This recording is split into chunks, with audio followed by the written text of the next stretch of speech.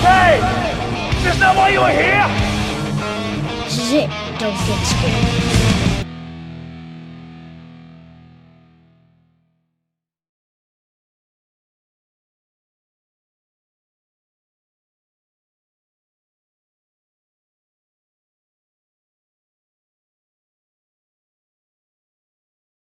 Well, hello and welcome back to a brand new Flick Pick live show. This is it. Don't get scared now. It's been a while. It's been almost too long, but let me explain myself for just one moment, okay?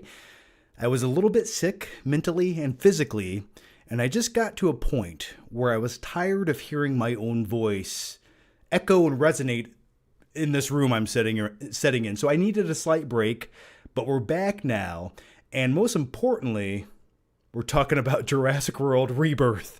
The first topic I want to dive into tonight is this new trailer. Now, it's been a long time since we've gotten a good quality Jurassic Park flick. It's been since almost 1993. Lost World was okay. Some people enjoy Jurassic Park 3. I feel like it feels like the modern day equivalent of a Jurassic Park movie. And don't get me started on the Jurassic World franchise, because after Jurassic World Dominion, I just want to see the dinosaurs win.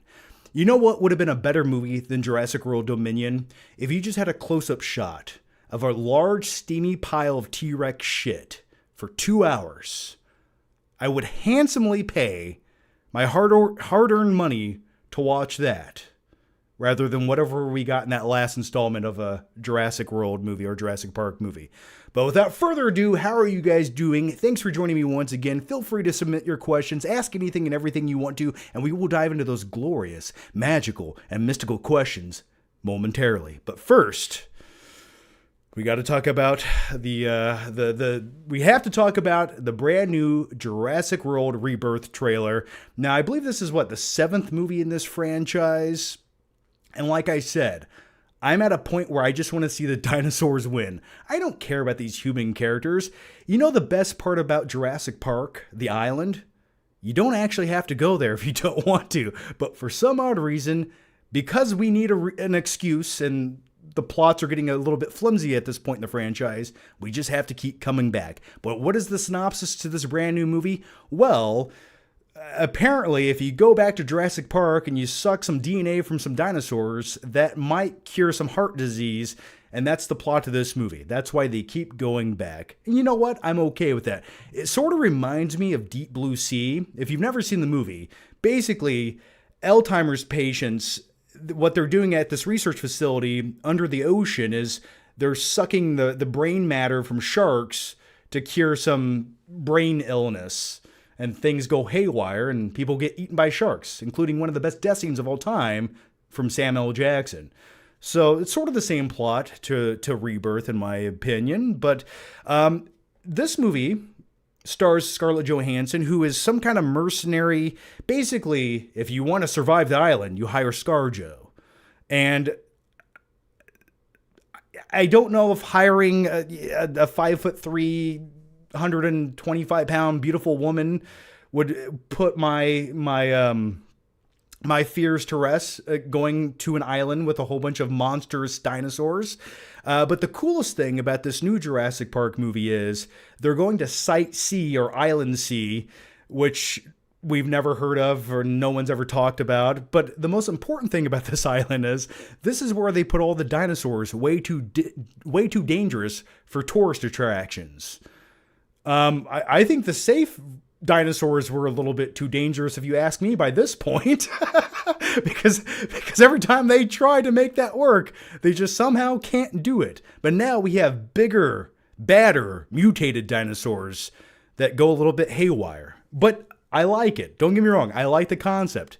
It's a little bit crazy, but I enjoy it. And the other main character in this movie is Dr. Henry Loomis. Dr. Loomis. Not Michael Myers, psychologist, but some other guy named Dr. Loomis.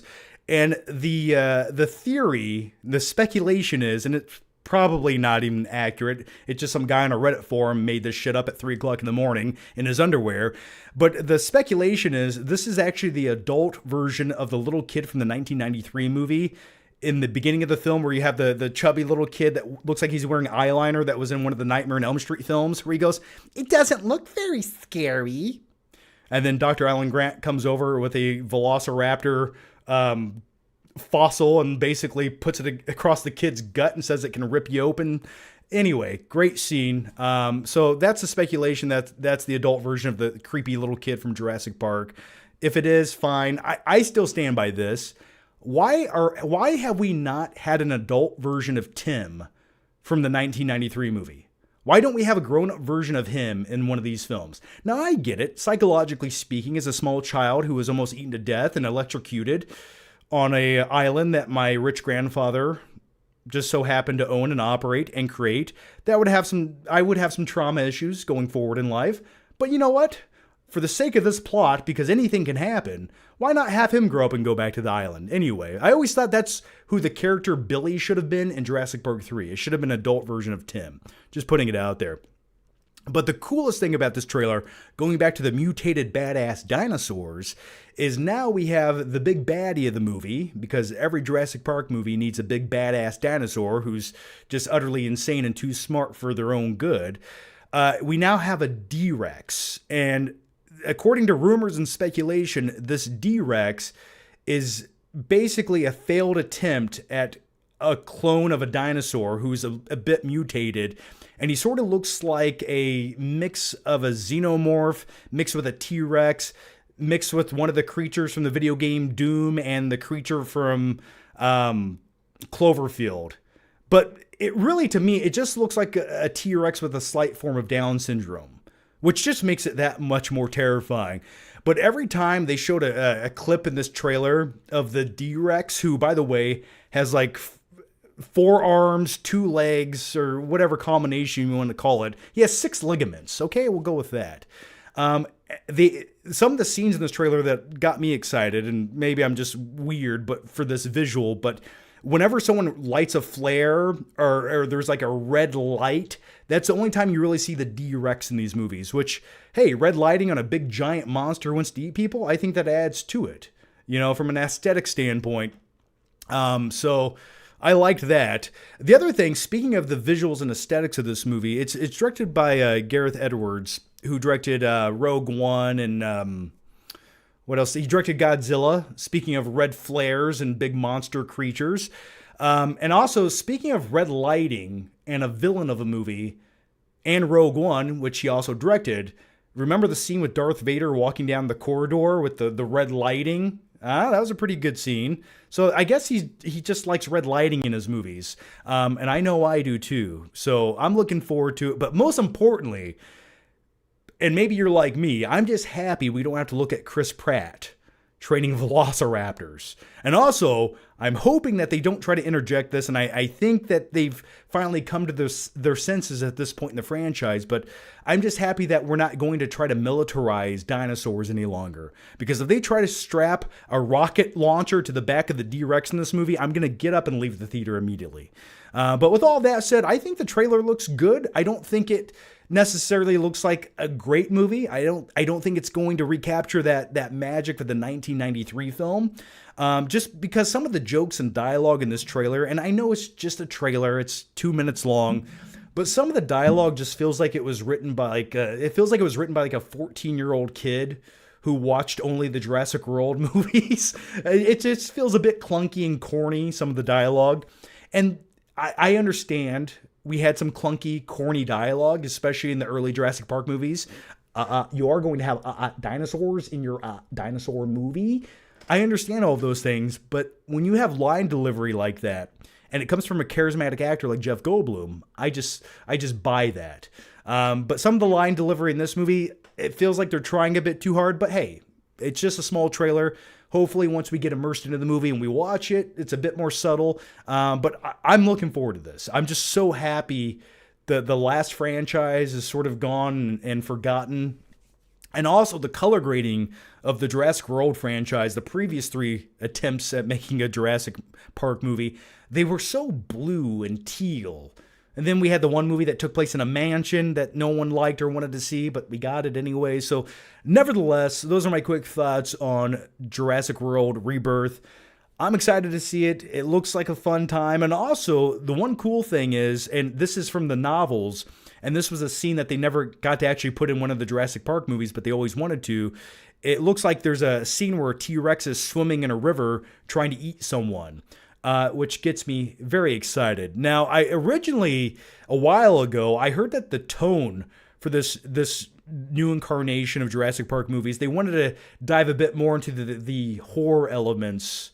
And if you've ever read the Michael Crichton novel, it definitely leans more into that aspect of it. You know, it feels more like Jaws in the sense of suspense and thrills. And I'm hoping they capture some of that in the new Jurassic Park movie, and maybe they will. So, also there was a really cool waterfall scene from the actual book Jurassic Park, which never made it into the movie, which I still think would be a really cool scene. So those are my quick thoughts on the new Jurassic World trailer. Let me know what you guys thought about it down below. And speaking of new trailers, I did not prepare anything. I'll just randomly talk about it because I'm sure somebody will ask momentarily. But we did get a new trailer for Fantastic Four: First Steps. And as a dude who hates every Fantastic Four movie, though I do have a guilty pleasure love for Fantastic Four: Rise of Silver Surfer, because I actually think the Silver Surfer in that movie, Norrin Rad, looked pretty badass. I liked the character design of that, and I think that was the best thing about any of the Fantastic Four movies. But outside of that, they're all atrociously bad movies, let's be honest. And especially Fantastic Four Stick, which was just an abomination, which I don't know how it got made, but Dr. Doom looked like he was wearing melted trash bags that he bought at the Dollar General store. But as far as the new trailer for Fantastic Four, I like it. It actually looks like a quality movie, and I'm excited to see it. At first, I wasn't quite that excited about some of the casting choices. I think Joseph Quinn as Johnny Storm was always a good choice, but Pedro Pascal as Reed Richards, I can take it or leave it. I like Pedro Pascal, but I feel like I see him in too many things nowadays. But in the trailer, he looked fine. But if you paid close attention to that trailer, and I guess you don't really need a magnifying glass to notice this, but they showed every power except for Reed Richards' power. And maybe it's just because there's something about whenever you see a character on screen that has the ability to stretch, it just always comes across comical. No matter how hard you try, no matter how well done it is, it just looks a little off. So maybe they didn't want to put that in the trailer to save the tone of it. But as far as Ben Grimm, who the Thing, I like the way that he looked for the most part. He actually looks comic book accurate. I like that we don't have to set through a complete origin story again. It looks like they're going to dive right into the action. And as far as the aesthetics of the trailer go, I love that futuristic Jetsons 1960s mid-century futuristic vibe. That just, if I could go live in a time period that had those aesthetics, I would be happy. I think it looks great. So as of now, I'm excited to see it. I think it was one of the better comic book trailers that I've watched in a very long time. And most importantly, Galactus isn't just some giant storm cloud looming in the horizon. No, he looks like Galactus. And some people complain about the size of Galactus, but I don't know if they know this. Galactus can change size. So he can get really big. He can hold Earth in the palm of his hand. Or, I don't know, put it... I was going to say he could I don't know why he'd put Earth up his ass like an anal bead, but if he wanted to, he could. Okay? And I would watch that. Did you hear Galactus has an OnlyFans, everybody? I'd definitely check it out. But either way, Galactus, from the small shot we get of him, from the back of his head, it looked like Galactus. And he looked pretty big to me. So, I'm excited for it. I think it looks good. And as far as the trailer goes, I couldn't really ask for much more from a Fantastic Four movie. And plus you had the Fantastic Mobile in there. So yeah, share your thoughts on Fantastic Four as well down below. I'd love to hear them. All right, we got Silvio in here who says, great show. Well, it's very early in the show. Don't give me any props too soon. I promise you it's only going to get worse from here. But thank you so much, man. The next one comes from member only, who says, how was Royal Rumble and favorite WWE wrestler? The Royal Rumble was pretty good. So if you didn't know, last weekend I went to the Royal Rumble, and the unfortunate thing is, let me give you some backstory here, okay? Let's back up. Let's back way up and calm down. And if you guys don't have a salty, delicious snack right now and an icy cold beverage with 3 ice cubes, no more, no less, please grab one. But with all that said, last week, on Monday, I got violently ill. I had a fever. I was coughing. I felt like garbage. I felt like I was run over by a school bus. And I was just hoping and praying that I got better for the Royal Rumble, which was on Saturday. And by Thursday, I felt okay. And then my wife just so happened to get sick. So, but anyway, we did go to the Royal Rumble. It was at the Indianapolis Lucas Oil Stadium, which is a huge stadium. There were 70,000 people there. We stayed in a nice hotel downtown. I wanted to make it a special occasion. I needed something to live for, and this was the answer to that. But nevertheless, it was a good time. I thought it was a pretty good Royal Rumble. I liked the ladder match with Cody Rhodes and Kevin Owens. The tag match early on was kind of, the women's Royal Rumble match was okay. There were some nice returns. But overall, man, it was a spectacle. And I'm one of these weirdos that when I go to a WWE live event, I'm just so hyper-focused on all of the production quality in the stadium. I'm looking at the speakers, the lighting, the camera, the rigging, the music, the pyro.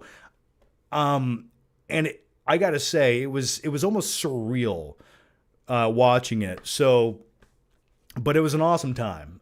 So I did go to the Royal Rumble, and I quite enjoyed it. Favorite WWE wrestler, as of right now, if I had to pick one favorite WWE wrestler, someone who I just buy what they're trying to sell me in the ring, that truly comes across like they come across authentic.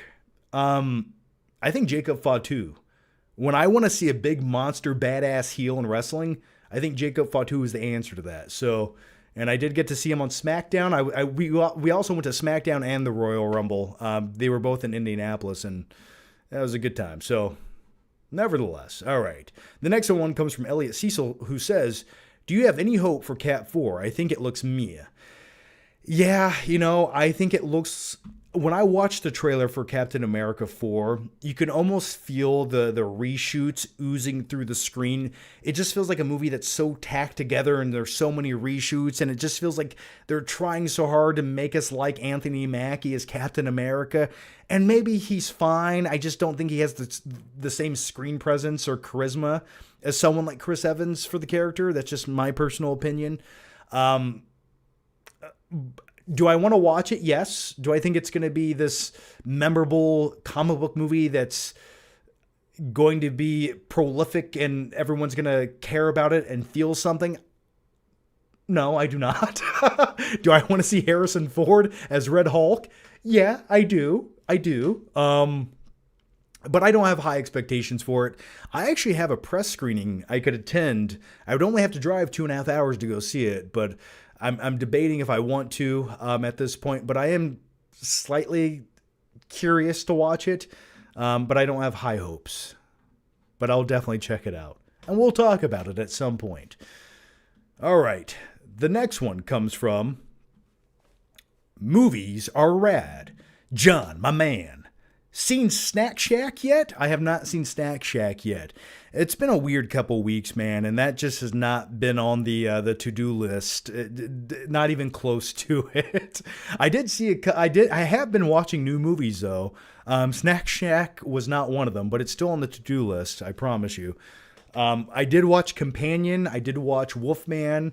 I do want to go see Hard Eyes, kind of, sort of, maybe tomorrow. But I have seen every new movie come out this month, and I will say January has been a pleasant surprise for movies. Wolfman was not very good. I actually think it was a big pile of wolf shit.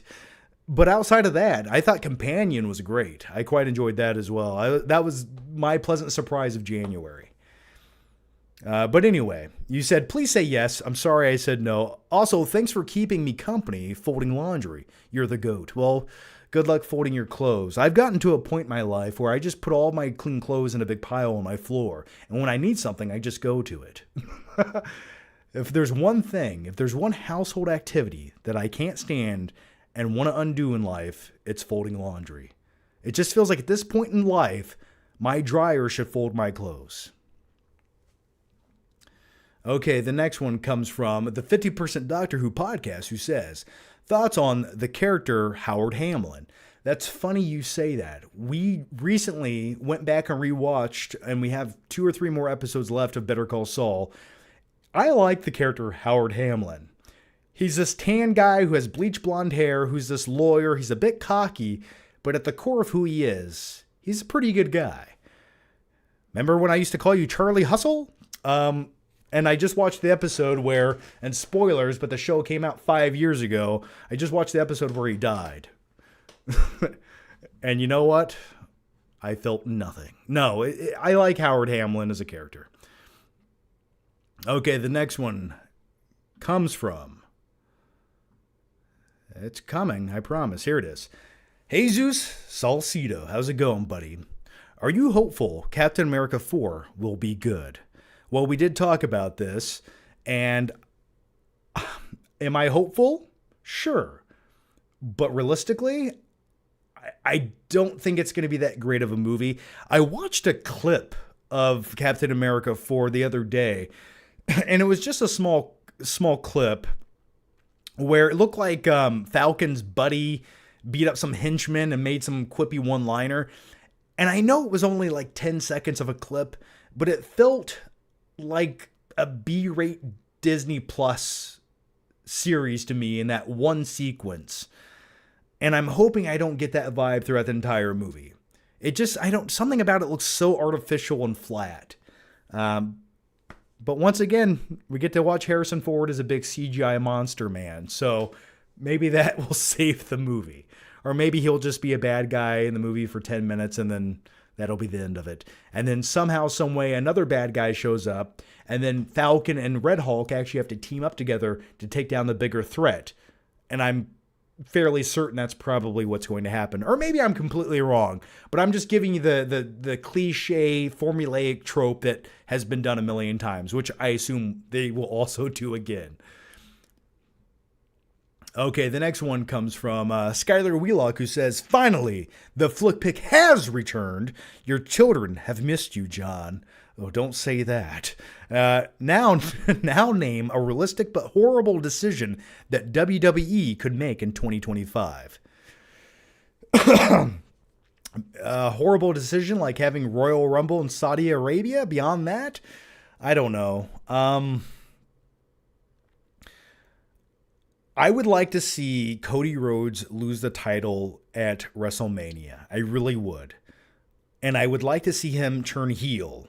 Not a complete heel, but sort of Homelander-ish. That's what I would like to see.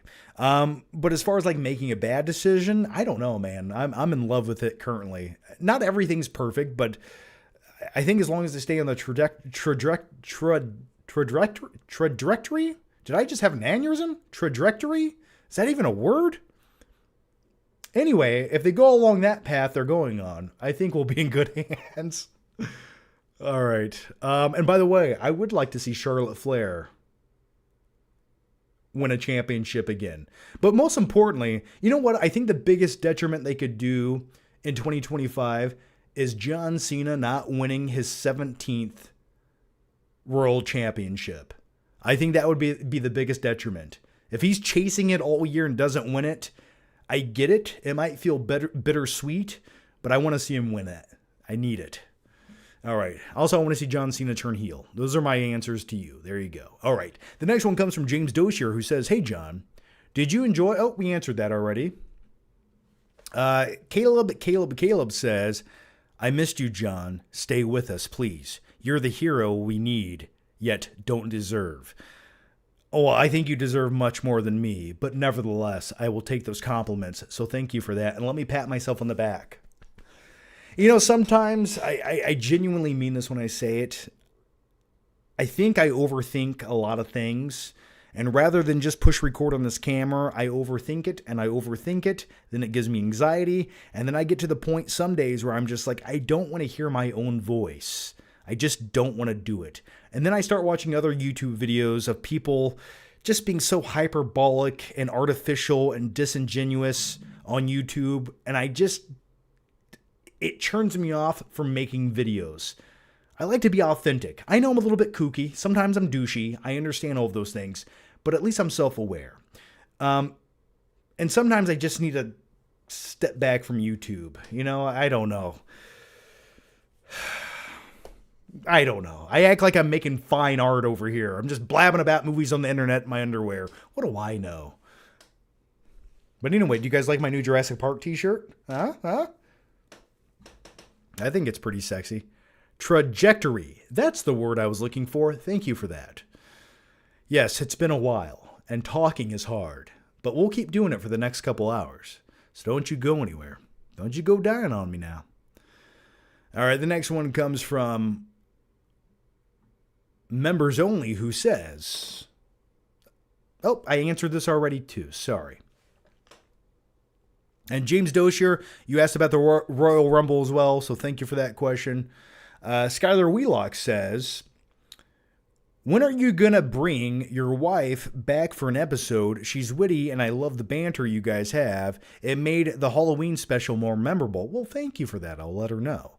Plus, you have someone to help read so you're not straining your eyes. Maybe a Valentine's Day special.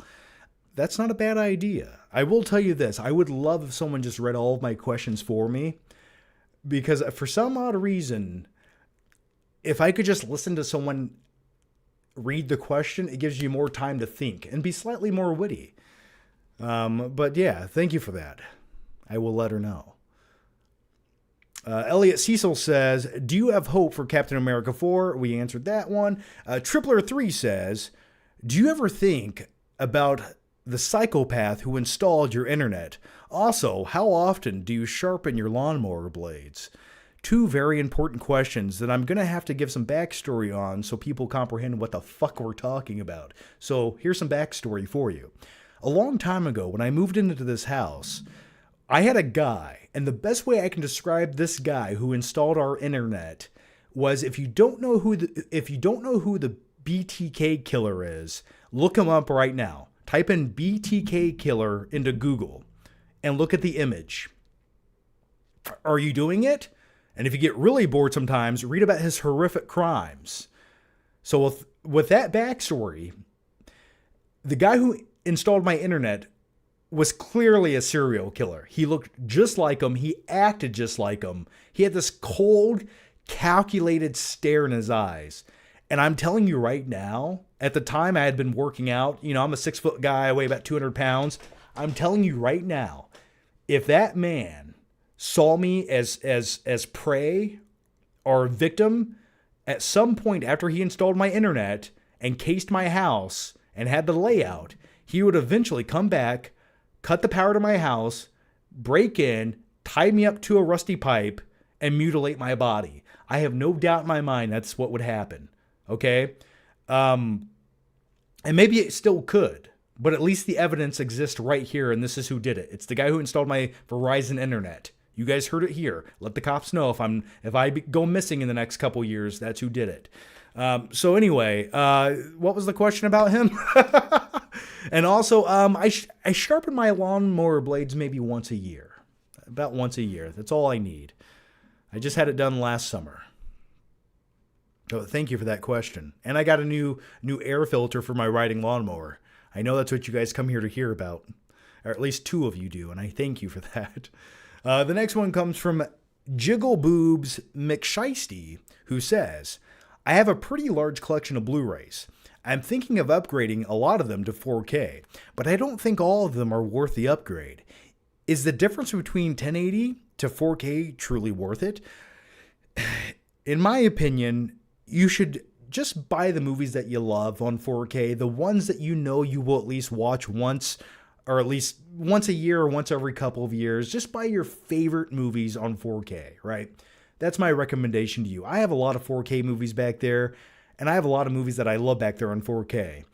And typically, on an annual basis, I probably watch 5 to 6 of them on physical media. And I truly save it for the special occasions. And with all that said, is the difference between 1080 and 4K noticeable? For me, it is. But then again, it depends on the size of your TV. If you have an 80-inch OLED TV and you're sitting 7 feet away from it, you will notice. If your TV is under 70 inches and you're setting 10 plus feet away, you probably won't pick up on it. But for me, the biggest difference really comes into play with color banding. And if there's like a gradient in the sky, that's where I notice the biggest difference. On 1080p, I can see like color banding. It doesn't quite transition smoothly with the colors, or at least to my eye, it doesn't. So with 4K, it looks nice and smooth and clear.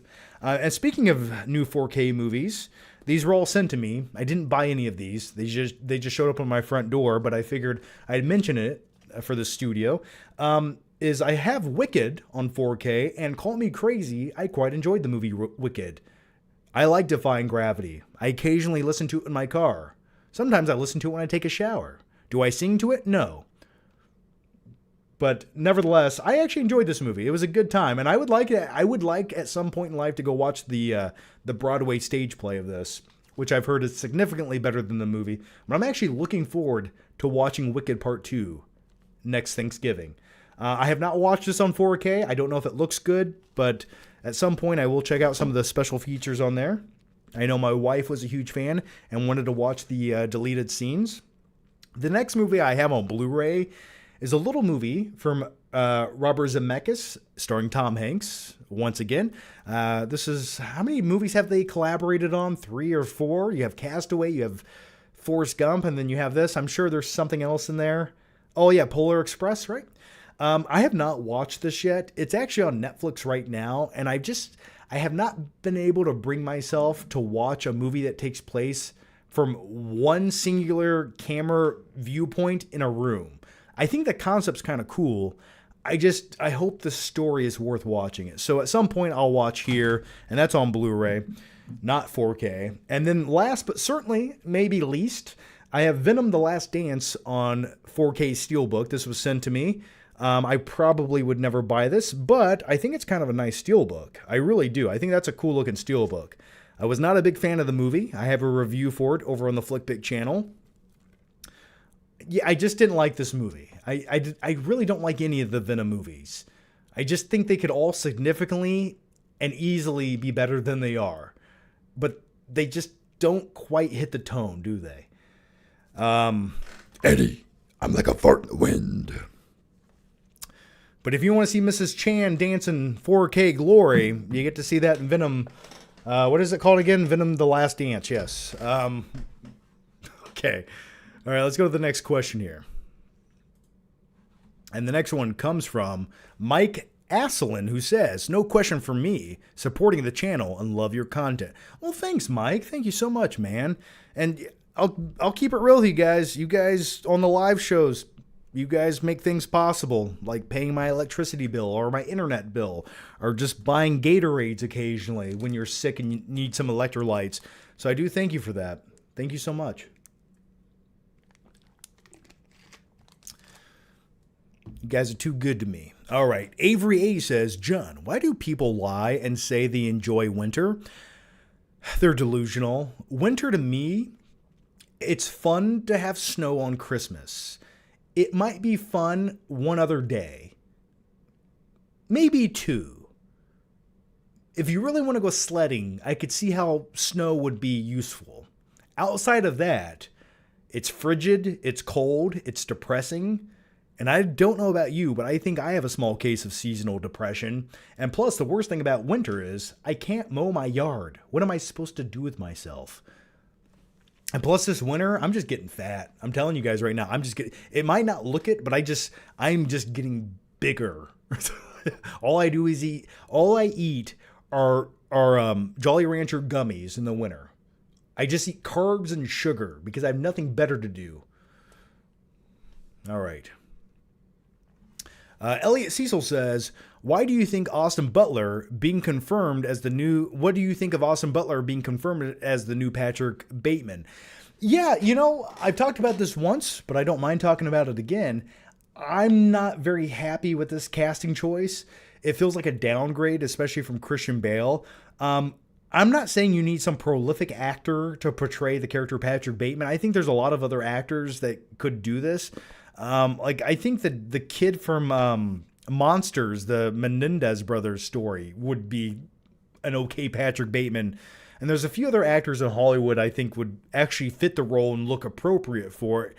But Austin Butler, he just doesn't look right for the role. He looks like he's sucking on a lemon or something. And him being Patrick Bateman, this suave, sophisticated, narcissist serial killer, I just don't get that vibe from him,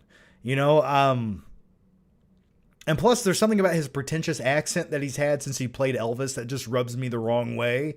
I just know he's trying to come across like this pseudo intellectual, so I was in this movie and it's like, what is that accent? Stop it. You talk like Machine Gun Kelly, okay? That's your real accent. But no, Austin Butler should be playing Paul Allen, not Patrick Bateman. That's who I see him as.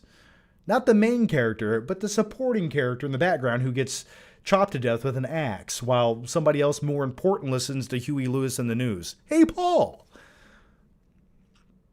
All right, the next one comes from Skylar Wheelock, who says, they don't lean into it enough, but Bruce Wayne is full-on crazy person in the beginning of Rises. They should have showed us more of him being weird hermit and how his depression got him through.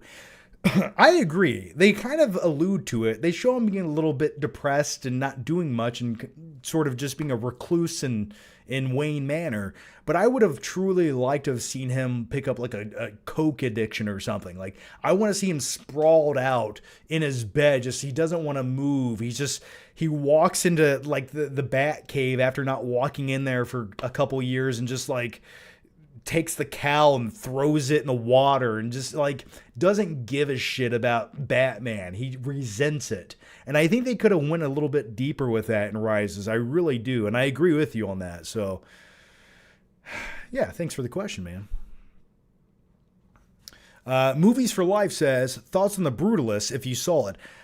I have it on a screener I could watch right now at home. And I've heard only great things about it. I do want to see it. I'm a huge fan of films like that. American Tales, movies like American Movie. Or is it American Movie? Is that what I'm thinking of? Maybe it is. Or is that the documentary? Whatever. But I've heard great things about it. I do want to watch it. What am I thinking of? American Movie, right? No, it's not American Movie. That's the 1999 documentary. I knew that was... What am I thinking of? It's like a 5-hour-long movie. I've watched it before. Best mob movie? Once Upon a Time in America. Yeah, that's what I'm thinking of. I know it has like a vibe of that, and I do want to check it out. So at some point, I will sit down to watch it. I just haven't yet. Jesus Salcido, back again, says... If you have an Xbox, you should download the newish Indiana Jones game. It's actually really it's really, you abbreviated this. Authentic to the original movies. It's a movie in itself. I've heard good things about it. I watched some gameplay of it, and the only thing that turns me off to that is it's in first person POV, which I don't necessarily love, and I think that's the wrong choice for an Indiana Jones game. And if their only reason for doing that is they don't want to make it feel like an Uncharted game, I say, yeah, but Indiana Jones came first, and I want to see the back of Indiana Jones as he climbs rocks and whips his shit. I want to see that. But at some point, maybe I'll play it. I watched a little gameplay of it where it was kind of like a puzzle almost you had to figure out. It looks okay. Lately, I've just been playing Call of Duty Black Ops 6 and Rocket League. That's all I've been playing. And I have this, when it comes to video games, I play video games for like 45 minutes and then I stop. Like I have to stop because I just feel like I'm either going to get too mad or I'm going to get too mad. And I've broken way too many controllers in the last 5 years, so I need to stop. The cortisone levels go too high when I play video games. How dare that 12-year-old kid beat me at a video game? Who does he think he is? All right, the next one comes from James Dozier, who says, if you were a wrestler, John, what gimmick would you do? Also, do you have a favorite Stone Cold segment? I love the supermarket brawl he had with Booker T from 2001. As a kid, I loved any time Stone Cold Steve Austin would drive a vehicle into the arena. When he drove the milk truck in, or not the milk truck, the beer truck in, I'm thinking of Kurt Angle with the milk truck, but when he drove that beer truck in, as a stupid little kid, I was on the edge of my seat. If I was a wrestler, what gimmick would I have? I'd probably just be... I would like to play a slight sociopath mixed with the most narcissistic, over-the-top character that's slightly self-aware. Basically, I would like to play myself. But really, I would like to play an incarnation of Patrick Bateman if Patrick Bateman didn't kill people. That's who I would like to be as a wrestler. Take that how you will. I would like to just mentally break down people for who they are and what they are. And almost that internal narration you get from Patrick Bateman in American Psycho, that would be my promo and how I would deliver my lines. Just very calm, cool, and collective. All right, the next one comes from Skylar Wheelock, who says, did you hear Tarantino revealed the Gimp's backstory recently? No, I have not. I hope this is true and I hope it's accurate because I'm excited to read it. Here it goes. His name is Isaac, and he was a hitchhiker who got abducted, got his penis cut off, and then spent the rest of his life in slavery and abuse in that gimp suit. For some odd reason, I feel like I've heard that somewhere. Part of me just assumed that's what happened. They broke him down and turned him into the gimp, which is really interesting. And with all that said, I don't know about you, but would you like to see a prequel called The Gimp? Even if it was a short film, I would like to watch it. Sounds compelling. Get The Gimp. Eeny, meeny, miny, mo. My mother told me to pick the very best one, and you are it. Oh. Imagine watching that scene in the pawn shop basement with the Gimp from Pulp Fiction as a child. That's what I did. All alone on a cold, rainy night back in 1995 on HBO. I'll never forget it. Anyway, Skylar Wheelock says, what's a piece of movie trivia you know that almost no one else does? Oh, gosh. I know so much useless movie trivia. I don't even know where to start with that. I truly don't. You'd have to name a movie, and I would have to give you some random useless knowledge I know about it. Off the top of my head, okay, there was 3 voice actors for the voice of the kid in Sword in the Stone from the 1960s. That's why the voice changes constantly throughout the movie, because it's 3 different kids playing the same character. I thought I was crazy. That's one. Okay, the next one comes from Anthony, who says, I'm rewatching True Detective Season 1, and I forgot how much I relate to the character of Rust. Also, you see the world and how violent and chaotic it is. Nihilism views start to come out. Don't worry, I'm still fun at parties. You know, I understand exactly what you're putting down. I'm picking it right back up. And the character of Russ in True Detective Season 1, the best example of how I can tell you the way I acted at my previous place of employment was the character Russ. Take that how you will. But I completely understand why people become nihilist. I really do. The world is a cold, dark, bleak place. And when you break it down and you just step back from it, you got to ask yourself, what's the point in all this chaos and anarchy? And some people will say, well, you have to find the beauty in things. And I say, if you just zoom out far enough, we're just a rock. And you zoom out a little further, we're just a speck. And you zoom out even further than that, it's like we don't even exist. And if we don't exist, what's the point? I'll tell you the point. To wear Jurassic Park t-shirts and make YouTube videos. That's the point. And to drink Gatorade. And to talk about movies. Because they make me happy. Okay, the next one comes from Ricky Ticky Bobby Woppin, who says, would you rather lick a homeless man's toe or chew a piece of gum you found sticking to the underside of a table? I'm going to go with the gum. Because I know who that toe belongs to. The gum, it could be anybody. Maybe they practice good dental hygiene. But I'd probably pick option number 2. James Dozier says, favorite WrestleMania match of all time. I love the match between Brock Lesnar and Kurt Angle at WrestleMania 19, 2003. Yeah, where Brock Lesnar tried to do the shooting star press and almost broke his neck. I loved it. Quite enjoyed it. I also enjoy, one of my favorite matches from WrestleMania is WrestleMania 17.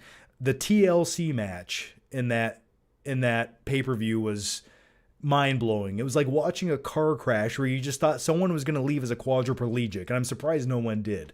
That's one of my favorite matches. But I liked the last WrestleMania. I liked the match with Cody Rhodes and Roman Reigns. I thought that was a good ending. It was fulfilling, and it made me happy as a wrestling fan. So the next one comes from Night King 01, who says, John, did you see The Brutalist yet? We talked about that. No, I have not. I saw it in IMAX, and I can tell you it's probably my favorite film of 2024. Technically, it came out then, so yeah, it's really good. I've heard nothing but good things. I will definitely check it out. It's been on my radar. For some reason, I just can't get it up lately to watch it. I don't know why, you know? We went back and rewatched the entire Lord of the Rings franchise. And you know what? Speaking of that, I stand by something right now. I am not a fan or an advocate of Lord of the Rings, Return of the King, the extended edition. It's too damn long, okay? There's just so much in there that I don't need to watch. And it almost kills the pacing of the movie. I get if you're a diehard nerd for Lord of the Rings, you enjoy all that. But for me, man, it just like was sucking the pacing right down the Mordor, man. It was just every time it was like getting and moving, it was like, oh no, let's watch this scene that doesn't really matter. Am I the only one? Please let me know. Yeah, I can get it up. Okay, come on now. Just a figure of speech. All right. Social Native says, John, thoughts on I Show Speed in the Royal Rumble? They tossed his ass. I liked watching him get speared. Now, I had no clue who I Show Speed was.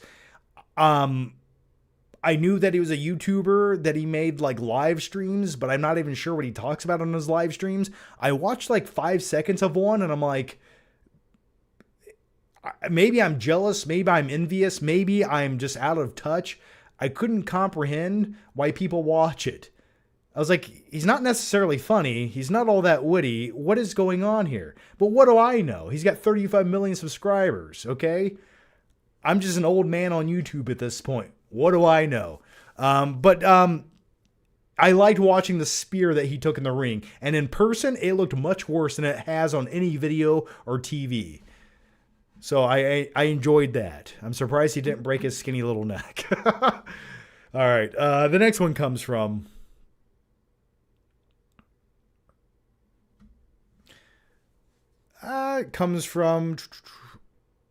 Tripler3, who says, if you directed American Pie, what object would Jim make love to? Would it involve a rubber glove?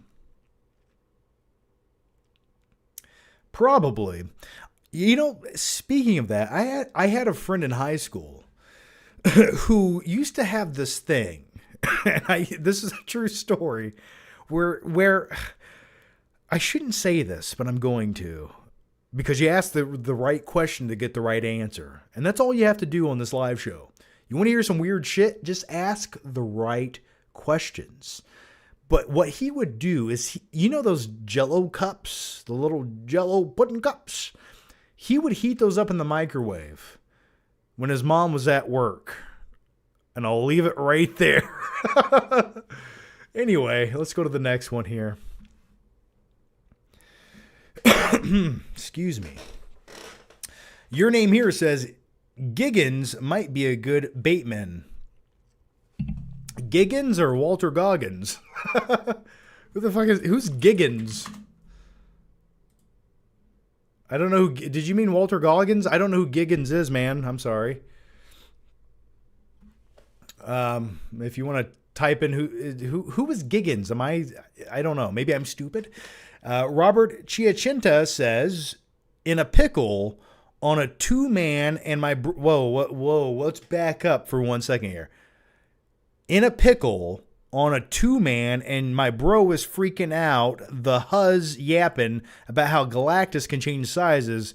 Do I up the switch or see it through?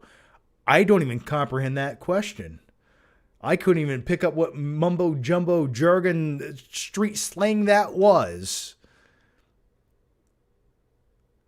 I'm going to go with yes. Because nothing cool has ever happened if you say no. So I'm going to say yes. Galactus and a giant pickle, I don't know where we're going with that, but I'll watch it. Thank you for the question, though. I'm sorry I didn't comprehend it. Skylar Wheelock says, kids today are missing out on pre-streaming era, where your childhood was defined by semi-obscure movies your family just happened to own on VHS and you watched several dozen times. Absolutely.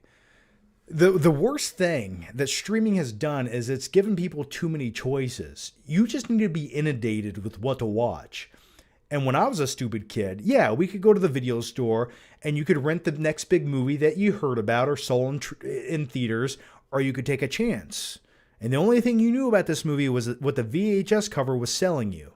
Also, when you came home, back then, the movie channels like HBO, well, you had to be there when the movie started. It's a weird phenomenon. I know future generations will never comprehend it, but you actually had to be there at 8 o'clock when the new movie of the week started on HBO. If you were there 8:05, you simply missed the first 5 minutes of the movie. And I can't tell you how many movies in my life that there were so many movies I caught halfway through or the last 10 minutes of, and back in the 90s, I couldn't figure out what that movie was. I couldn't go to the internet and search for it. I had no clue. So I just had to wait patiently until one day I magically found that movie playing again. You know, or what I would do is like notice the actor in the movie and go to Blockbuster and try to find that actor on some random obscure VHS cover. And it always was like some movie from 1984 and the VHS tape was at the bottom shelf and it was collecting dust, you know. But anyway, yeah, it's kind of weird to think about it, but there's so many movies I would have never discovered if I just didn't walk past them in Blockbuster or if I was clicking through the channels randomly late at night as a kid when I should have went to bed, but I stayed up and would watch TV in my room. And what I would do so no one could see the light flickering under the door of my room, and maybe you're like me, and maybe you still are if you live at home or whatever, but I couldn't stay up past a certain time, right? But fuck that noise. I gotta watch movies in my bedroom late at night. So what I would do is I'd take like an old blanket and I'd put it at the bottom of my door where the crack is so you couldn't see the light emanating from my room. So if my stepdad walked by, he wouldn't see it and come in and tell me to go to sleep. So I'd cover up the crack of my door with like a blanket so you couldn't see the light, and I'd watch movies all night. All right. And then sometimes, so I didn't have to go to the bathroom and wake everyone up in the house and someone would tell me to go to sleep, I simply just peed out my bedroom window. I never told anyone that until now. And I feel better about it. I don't know about you. Okay, let's go to the next question. Bakatir says, "Hey, John Nald, do croutons belong in salads?" Oh, I love me some croutons in a salad. I love that crunch. I could just eat croutons. I don't even need the salad. So yes, your name here says Walter Goggins would make a good Bateman. I think Walter Goggins is a little too... I like me some Walter Goggins, I do. At this point, I think he's too old for the character because Patrick Bateman's supposed to be like 27 years old. Maybe. I just don't know if he has the right look for it. But Walter Goggins would definitely make a good pal of Patrick Bateman. He would be like one of Patrick Bateman's friends that he hangs out with and does coke with in the bathroom. You know? I could see that. Trevor Wynn says, "Who do you think is the better actor, Christian Bale or Brad Pitt?" I think Christian Bale probably has more range as an actor, and he's definitely a better character actor, in my opinion. Brad Pitt, he always plays sort of this version of Brad Pitt in a way, right? And even in Benjamin Button, when he was a little baby, I was like, yeah, but that's Brad Pitt as a baby.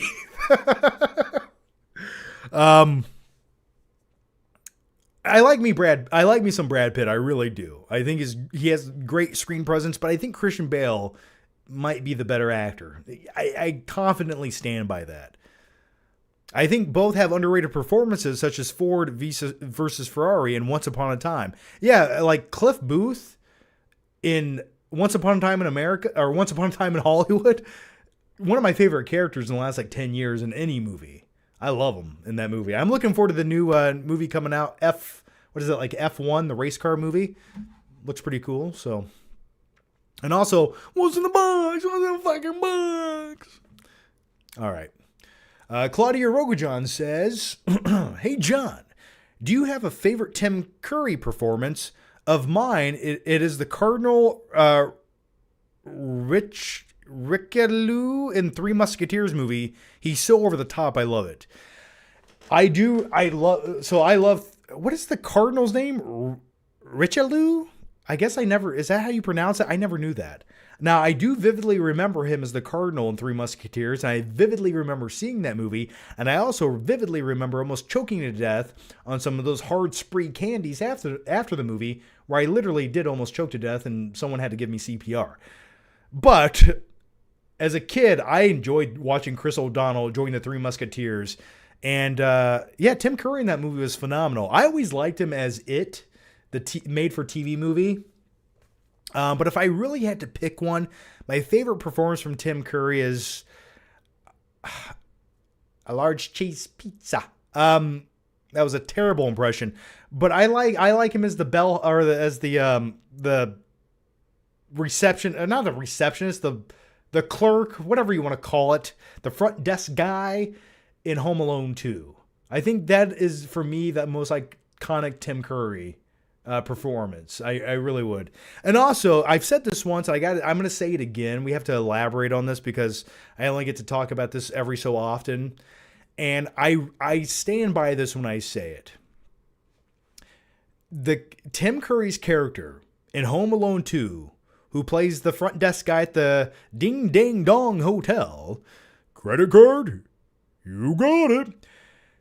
I'm telling you right now, he was a bit too obsessed with Kevin McAllister as a little boy staying at that hotel. I'm just putting it out there. He was way too obsessed with that little boy. And it gets to a point where when you sneak into a room where you only assume a child is staying there, he was very certain of this. And you can hear the shower running and you still tiptoe towards it. And you know damn well that's probably going to be a 9-year-old boy in that shower. What are you doing there at that point? What are you doing? I'm just putting it out there. Okay? Those are my thoughts. But I love me some Tim Curry. That's not a slight on him. I'm just talking about his character. But he does chew up the scenery in every movie he's in. So, rest in peace, Tim Curry. Okay, let's go to the next one here. Night King 01 says, John, What are your thoughts on Dude, Where's My Car? I watched it with some friends and thought it was complete trash, but I laughed at every second of that movie. That was the best movie you could ever watch when I was in 6th grade, maybe 7th grade. That was everyone's favorite movie. You go to someone's house to sleep over or hang out, Dude, Where's My Car is on the TV, and Smash Mouth All-Star is playing in the background. I liked it, but I have not watched it in 20 plus years. I always thought it was kind of like mediocre junk, the movie. Even when I watched it in middle school, I always thought that, you know. I was more of a fan of movies like Road Trip, which is a phenomenal, underrated comedy movie, or movies like American Pie, which we talked about earlier. So, Skylar Wheelock says, all right, tell me a movie that made you stare blankly at the wall for 20 minutes after you finished it. One that you couldn't stop thinking about, that made you question, that left you questioning things in a confused way. Oh, one movie that I found very profound, maybe even slightly prolific, that made me think about life.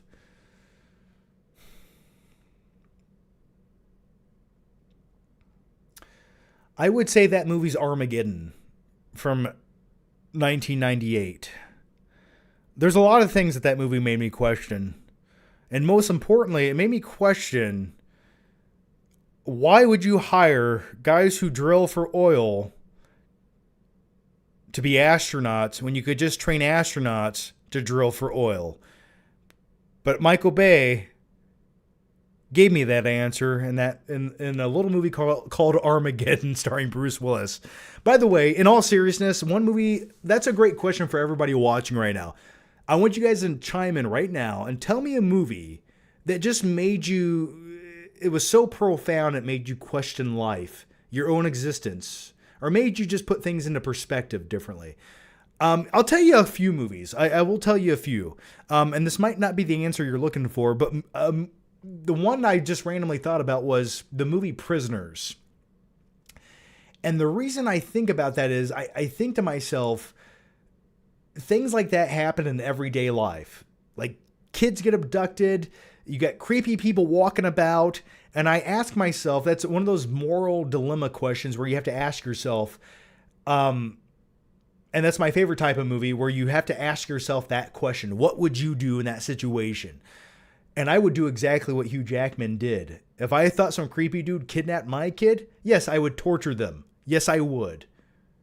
I might almost enjoy it. Sick and sadistic. No, I wouldn't. Maybe I would. I don't know. But you have to ask yourself, how far would you go? You know, that was a movie that kind of made me think about things ever so slightly. Here's a couple great answers. Yes, and I think we will all agree on this one right here. The Truman Show. Great answer, James, because everyone who watched The Truman Show, for just 1 second, you think to yourself, well, am I in The Truman Show? I don't know. And sometimes life does feel like a simulation. Even if you're not on some reality TV show, it does ever so slightly at times feel like there's an algorithm that's adjusting things and tweaking things that only make sense for your life. It's like, what random thing's going to happen today? And of course, some random bullshit happens that day where you just know it was automated or put in there by like some advanced version of ChatGPT into your life. At least that's how I feel half the time. It's like, you can't just have a normal day. Something weird has to happen for no apparent reason whatsoever, because whatever reality TV show you're starring in needs a little bit of drama. And speaking of a simulated reality, someone said The Matrix. Absolutely. I stand by the Matrix theory to some degree. I just think it's more probable than not. Another one, Life of Pi, The Room. The Room with Tommy Wiseau. What about a Serbian film? That made me think about my life. Men in Black. Okay, another one. Yeah, I'll tell you one thing about... Now, you can make fun of the Men in Black answer, but I will stand by that, because at the very end of Men in Black, when the camera zooms out and it keeps zooming out, and you see Earth, you see the galaxy, and then you realize like this huge universe just exists as a marble, some weird alien that's kind of shittily CGI'd puts into a bag. You think, Yeah, that kind of puts things into perspective, doesn't it? Or at least that's how I felt about it. Someone said Tusk. Yeah, please never make me a human walrus. That's like, there's a lot of things I don't want to become in life, and a human walrus is probably at the top of that list. All right, let's go to the next one here. Robert Giacenta says, have you heard of Bonnie Blue? If so, would you rather be Mr. 1001 or give the pigeon lady a kiss on the lips?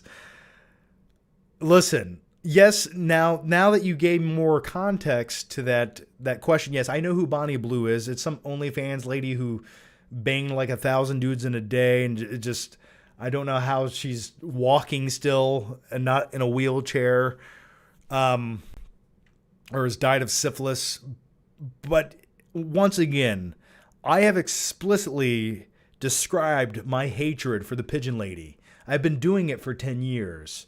So I think the answer to that's obvious. All right. The next one comes from James Dosher, who says, do you really care about AEW these days? I've never really cared about AEW.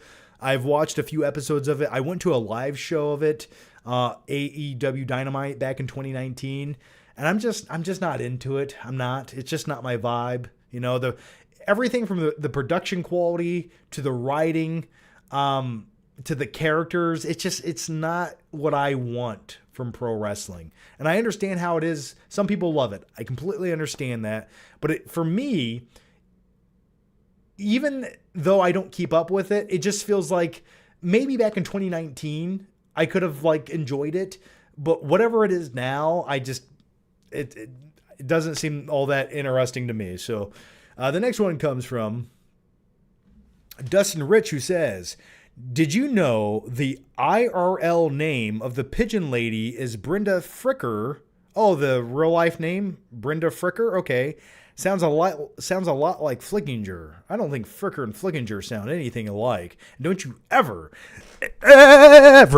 compare me to the pigeon lady again, damn you. Anyway, what if she started a YouTube channel called The Frick Pick and talks about how disgusted she is of you?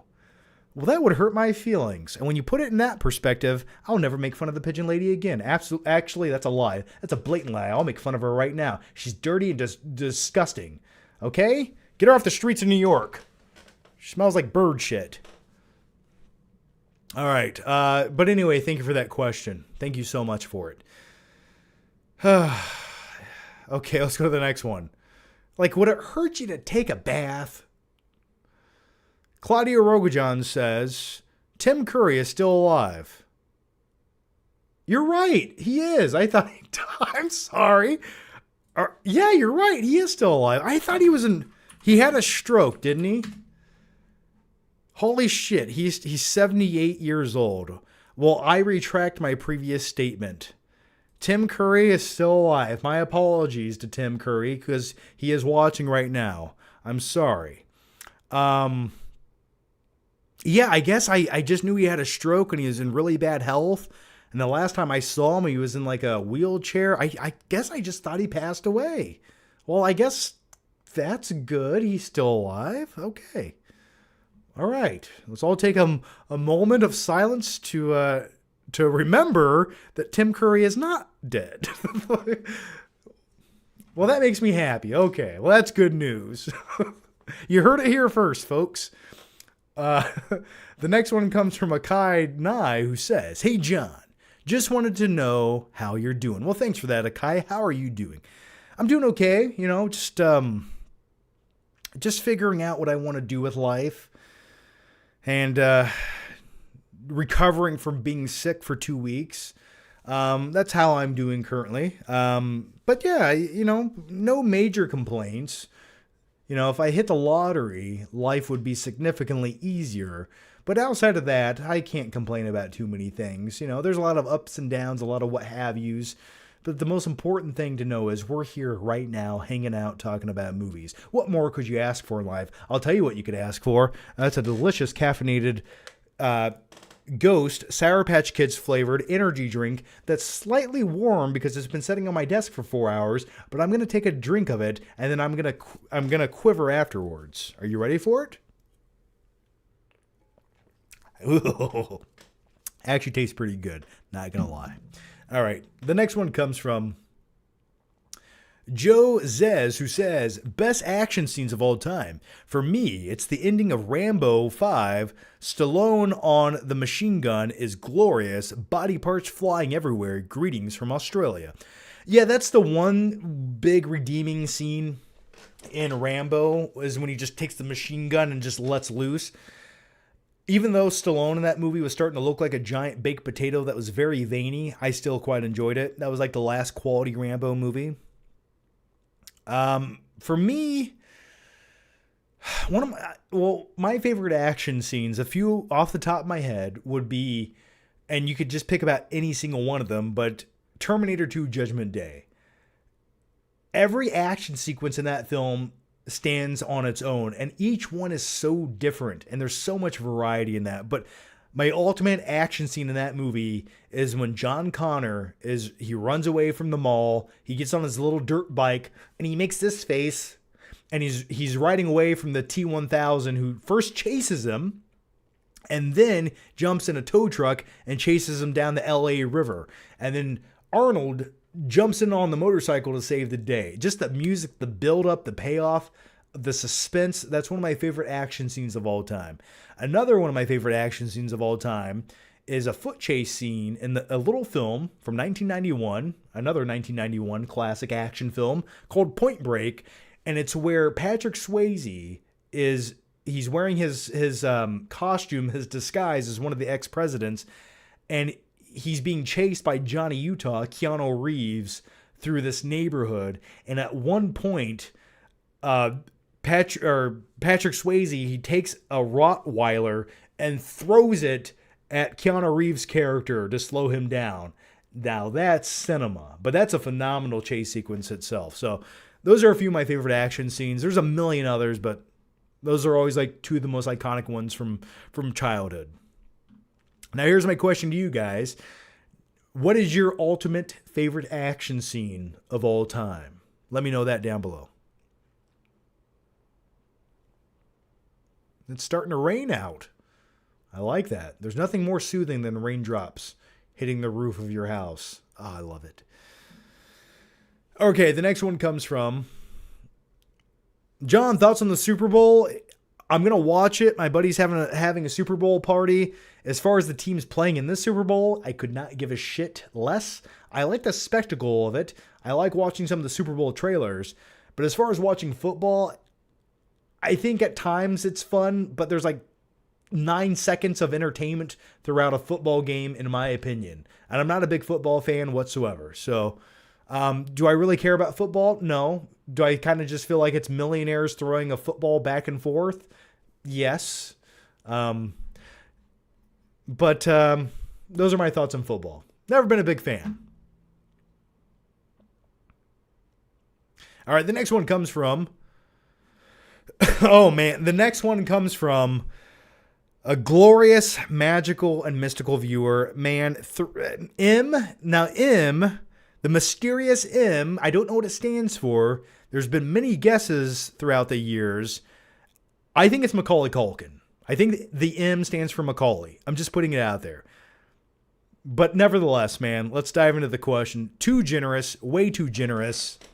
I don't know if I should answer this question or fly to your house and give you three quarters of a hand job. Whatever it takes, I'll do it. I'll do anything for my viewers, anything. But let's answer the question. Here it goes. Hi, John. I'm a fan of yours because you possess so many natural talents that make your reviews and live streams entertaining. I also appreciate your positive reviews you have given the films I've been in over the years. As an actress, it means a lot to me. Well, thank you for that. Thank you so much. Well, thank you. Anonymous actress. I don't know which movie I gave a positive review to. I don't give many, but thank you for that. Maybe it's Meryl Streep, but then again, I didn't like The Devil Wears Prada. I have no clue who this is. I'll have to go back and look at all my positive reviews. But either way, thank you so much for the generous super chat. It does mean a lot, and it does help out a lot, so thank you for that. Give me more hints so we can guess your identity. But thanks so much, Em. All right. I wish see, you know what I was going to buy for super chats over 20, I might need to make it $50 super chats, but what I was going to buy was some party poppers and shoot them bitches off. Like, I'm going to have to clean that shit up, but just imagine a party popper going off in this video. Wouldn't that production quality just make everything that much more exciting? Also, I'd like a strobe light as I did it. Yeah. I'm going to invest in both of those things. And at some point in the near future, I will have party poppers in my videos. You know what I'm talking about, right? The little guns you pull and it shoots out confetti and makes a loud sound. I don't know. Michelle Monaghan, yeah. That's who it is. Melissa McCarthy. Well, they said positive reviews, and I don't think I've ever given one with anything with Melissa McCarthy in it, unfortunately. M is the pigeon lady, John. That would be the biggest turn of events in my entire life. All right, let's go to the next one here. M from 007. M is obviously your mom, John. Trust me, it's not. My mom would not send me a $300 super chat. There's no way. I'm sure if she could, she would, but highly unlikely. I don't think my mom knows how to use the super chat function. Meghan Merkel, that's who it is. I knew it. Thank you for watching. All right, let's go to the next one. All right. The next one comes from. I'm gonna figure out who you are. If you're just some kid that lives in Europe or something, that's fine. But if you really are a Hollywood actress, one day you gotta let me know. I gotta know. I will keep it very close to the vest. I promise. All right. The next one comes from Skylar Wheelock, who says, after rewatching The Substance, I feel sympathy for Sue more than I think I'm supposed to. Her short existence was pretty confusing and cruel. Demi possibly set to win the Oscar for her horror movie performance is the most exciting storyline this award season. Oh, I love me The Substance, man. That's probably my favorite movie of last year. It's just a movie that made you feel gross, but it was so well done and so executed to perfection. I loved every second of it. It goes a little off the rails by the third act, but hey, I enjoyed it. I agree with you. What was your problem with it? Oh, you feel sympathy? Yeah, well, for the secondary created character in the movie, I get what you're saying. She did kind of have the short end of the stick, but she also is the one who didn't respect The Substance, who took more than she should have. And soon as Demi Moore got, and no spoilers, it's just a slight spoiler in the first part of the movie. Soon as Demi Moore's pinky got all rotted looking, I was like, she's done. You're over. You might as well just end it now. It's like, if your pinky finger looks like that, ugh. But that's one of those movies that make you value what you have. But also, as a dude who's getting older, if I could take The Substance, I probably would.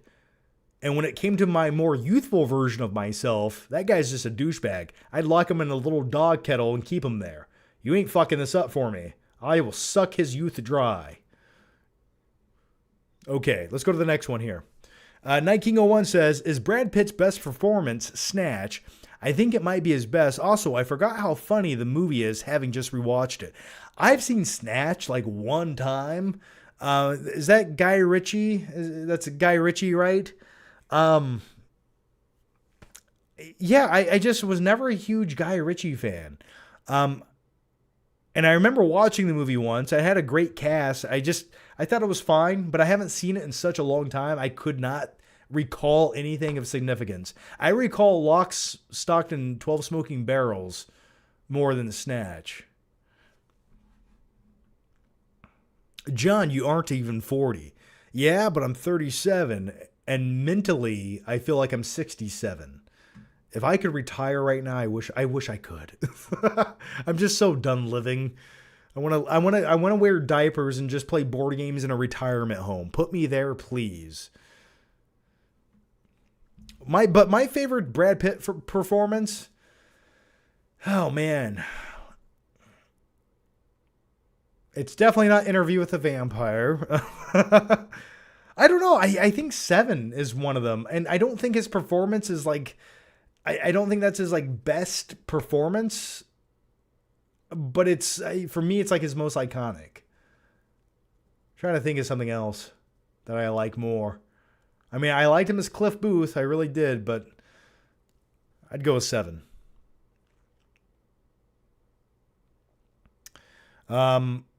Anthony says, speaking of Men in Black, Tommy Lee Jones' monologue to Will Smith is actually really thought-provoking.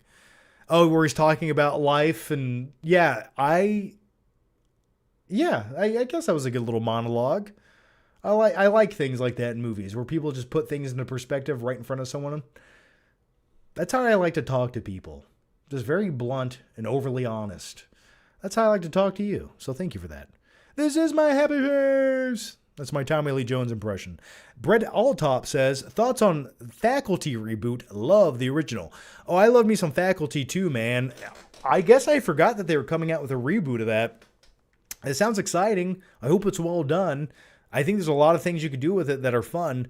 But man, when it came to that movie where you had the kids snorting like it was aspirin in like a pen capsule, that was brilliant. And then if you give it to one of the creatures, it dries them out, makes them all dehydrated. Oh, I still remember the scene where the old lady's in the shower and her skin's falling off. Plus Elijah Wood, phenomenal movie. I saw that in theaters back in, what was that, late? Was that late or early? That was early 98, wasn't it? And I could be completely wrong, but for some odd reason, I remember like The Faculty and Saving Private Ryan playing at the same time. And that could be completely wrong, but I feel like both those movies were in the theater at the same time, and we went and watched both of them. I could be making that up, though. All right, the next one comes from... let's refresh this. Here we go. All right, the next one comes from Skylar Wheelock, who says, you and Tim Curry share a birthday, but my $1 million question is, John... Prime for prime, who was better at their peak, The Rock or Stone Cold? Oh, man.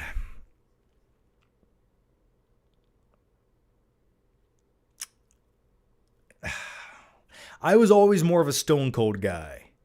And I think when you encapsulate everything that The Rock's done from start to finish, I think his career is definitely a bit more notable in wrestling, but... Back in the late 90s, man, Stone Cold was the dude. He was so over. He was everything I wanted to see as a baby face or a good guy wrestler. But The Rock made a great heel. So for me, I was always more of a Stone Cold guy. And I'm going to stand by that. There you go. All right. And once again, M, thank you for the very generous super chat. Thank you so much. You're too good to me. You're too good to me. Would you like me to send you this copy of Venom: The Last Dance on Steelbook? No? Okay. But thank you so much once again. That was too generous. Night King 01 back again says, John, did you hear that Shout Factory acquired distribution rights for Golden Princess films? That's the company that produced John Woo's films and a bunch of other Hong Kong classics. Finally, we get true 4K Blu-ray releases of Hard Boiled and The Killer. Well, that's cool, man. I'm glad. Whenever more films are coming out to 4K, that's always a good thing, in my opinion. And now there's a lot of boutique labels putting out releases of movies. Like there's a UK version of Over the Top on 4K I need to pick up at some point in life. I'm still waiting on Nightcrawler to hit 4K. One day, maybe we'll get it. It's like you have Over the Top on 4K, but you don't have Nightcrawler on 4K. Something's amiss here. But nevertheless, man, that's cool. I know you're a fan of all the classic John Woo movies. There's a few I need to go back and revisit because it's been a long time. Chad Hagen says, I heard Mel Gibson is planning to direct Lethal Weapon 5. Thoughts? I like me some Mel Gibson. This is the man who's directed Braveheart. He's directed, in my opinion, one of the most underrated movies of all time, Apocalypto. But most recently, he's directed Flight Risk, starring Mark Wahlberg. And I don't know if Flight Risk was intentionally trying to be an over-the-top throwback to 90s thrillers, because at times it felt like a parody of one of those movies where you would have to be intentionally trying to make this over the top and funny, like a Mad TV skit. And I hope that was the plan and strategy when they wrote that movie. But part of me almost feels like it's just a bad movie and they weren't quite completely aware of what they were doing. Like they thought they were just making a good thriller. But little did they know they were making the comedy classic of the year and a movie that definitely belongs in January. For example, if you haven't seen Flight Risk, I think you should watch it one day on streaming after you take a large amount of drugs. You know what? For legal reasons, I don't recommend doing that. Yes, I do. But for the movie's sake, to make it better and more entertaining, you should. Or maybe huff some model glue or something. I don't know. Whatever kids do these days. But it was just a bizarre movie, wasn't it? But back to your question. I heard Mel Gibson either wants to direct Lethal Weapon 5 or Passion of the Christ 2. So, hey, combine both ideas into one, best movie ever.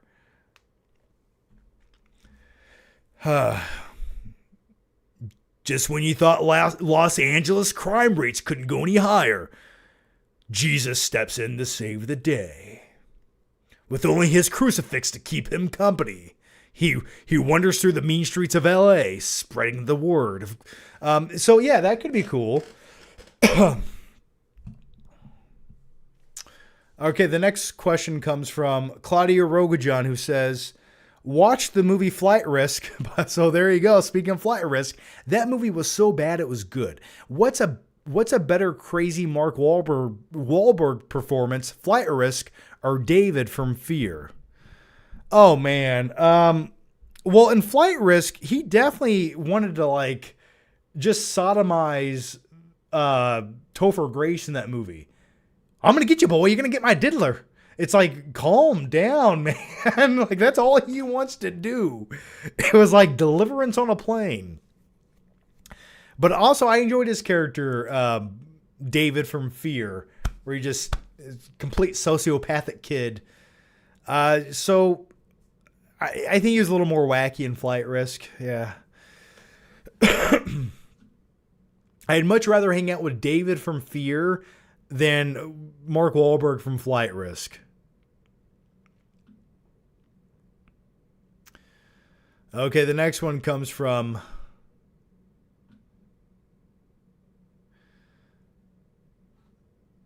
when do we get Stuckman's masterpiece? I have no clue. I can only assume at some point in 2025. I would guess it would come out in maybe the fall of 2025.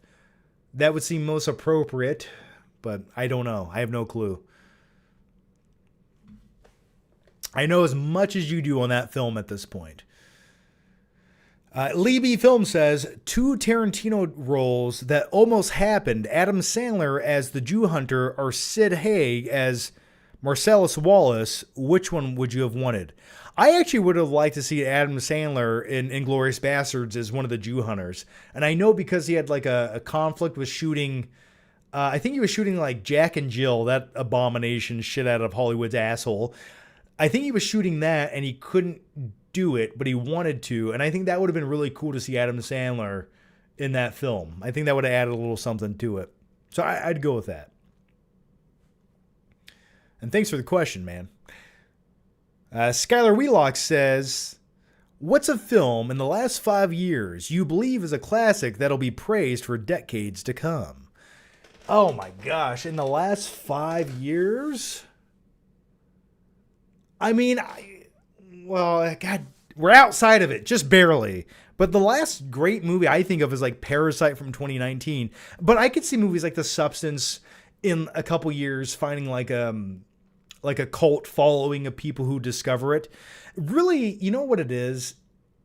At any point, once movies leave wherever they leave the platform where you have to pay for them, and they hit Netflix where anybody and everybody can watch it, that's when it feels like a whole new audience discover these movies and have a conversation about them. So there's a lot of movies like that haven't quite gotten to that point yet that I think one day they will. So that's a great question for you guys watching right now. What's a movie that you think in 5 years people will praise it and it will be a decade or a classic for decades to come? I don't know. I'm trying to think of something else recently I loved. It definitely won't be. Maybe Flight Risk will be that movie. maybe it'll be a cult classic phenomenon. Dune Part 2, I have a feeling general audiences don't love Dune 2. That's just a weird... Hear me out for a second. I just feel like we live in a society where everyone has a slight form of ADD, and that's why certain movies just don't catch on. You got to hook people quicker sometimes. I can think Dune 2 will be considered a classic always. But I just don't know if it's going to have like that mass appeal other movies might. And I know that's crazy to say. I know it is. But I don't hear a lot of people talking about or referencing Dune 2. I don't know a lot of people who go, oh yeah, you know that scene in Dune 2? And they go on this long tirade about it. Like, that doesn't really happen too often. Like, I'm still talking about shit I watched in Terminator 2 20 years ago as a kid, or 35 years ago as a kid. But I don't think in another 20 years I'm going to reference a certain sequence in Dune 2. Not to say I don't like the movie. I really do. I'm looking forward to the sequel quite a bit. I love the sandworm scenes. And also I loved the black and white or the dark sun sequence in that movie. But yeah, I never really hear anyone talk about it. It's kind of weird. Weird phenomenon. It's too late to praise The Bye-Bye Man as a future classic. Absolutely not. It's never too late. Or The Empty Man. Or The Slender Man. Or Truth or Dare. Okay, the next one comes from Social Native, who says, thoughts on the movie Locked starring Bill Skarsgård. I have not seen Locked with Bill Skarsgård. I don't know if I know anything about it. What is it? Locked.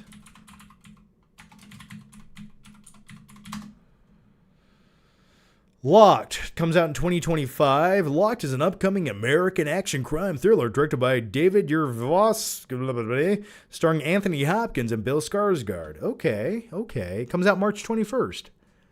I don't know much about this movie.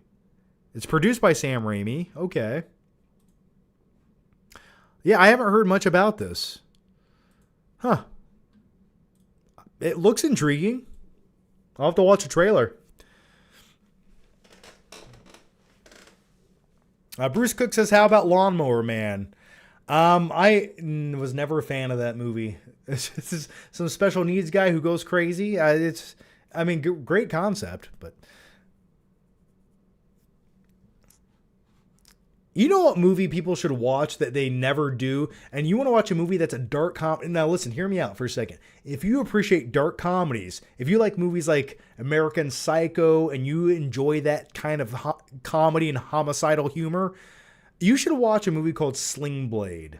It's a bit darker than American Psycho and a bit slower, but if you pick up on the nuances and the small in-between details, there's a lot of humor to be found in that movie, but it's also kind of dramatic too.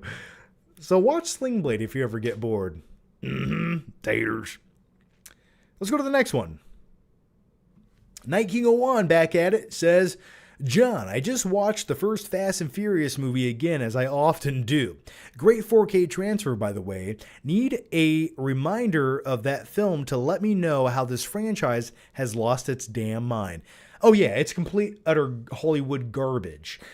But I'm looking forward to the newest movie coming out. They said they're going back to basics. And if in that trailer I see Vin Diesel in a car that's flying around with an explosion in the background, they did not go back to basics. Now, if they show me breaking into a truck and stealing some 4K players, now that's going back to basics. But yeah, talk about one franchise I don't give a shit about anymore. But I still always have a special place in my heart for the original Fast and Furious. All right. The next one comes from Skylar Wheelock, who says, TV writers need to bring back the 22 episodes per season formula. Bring back holiday episodes, birthdays, fillers. I'm tired of having to wait a year or more for a season that has 6 to 10 episodes. Yeah, but in all fairness, you're getting blockbuster-esque quality episodes along the way. You are getting feature-length films as episodes. And quality, craftsmanship, and art takes time. But I understand what you're saying. But I think that's reserved for quicker shows that you can produce a bit quicker, you know? If you want 75 episodes in a season, go watch The Big Bang Theory. But I get what you're saying. There's other shows like The Wire, for example, where they could put out more episodes on a quicker basis. But you know what? If certain productions take longer to give me the best quality season that they can, and sometimes I understand your point, waiting 3 years in between Stranger Things seasons is diabolical. But man, is it not worth it every time you get it? You know what I mean?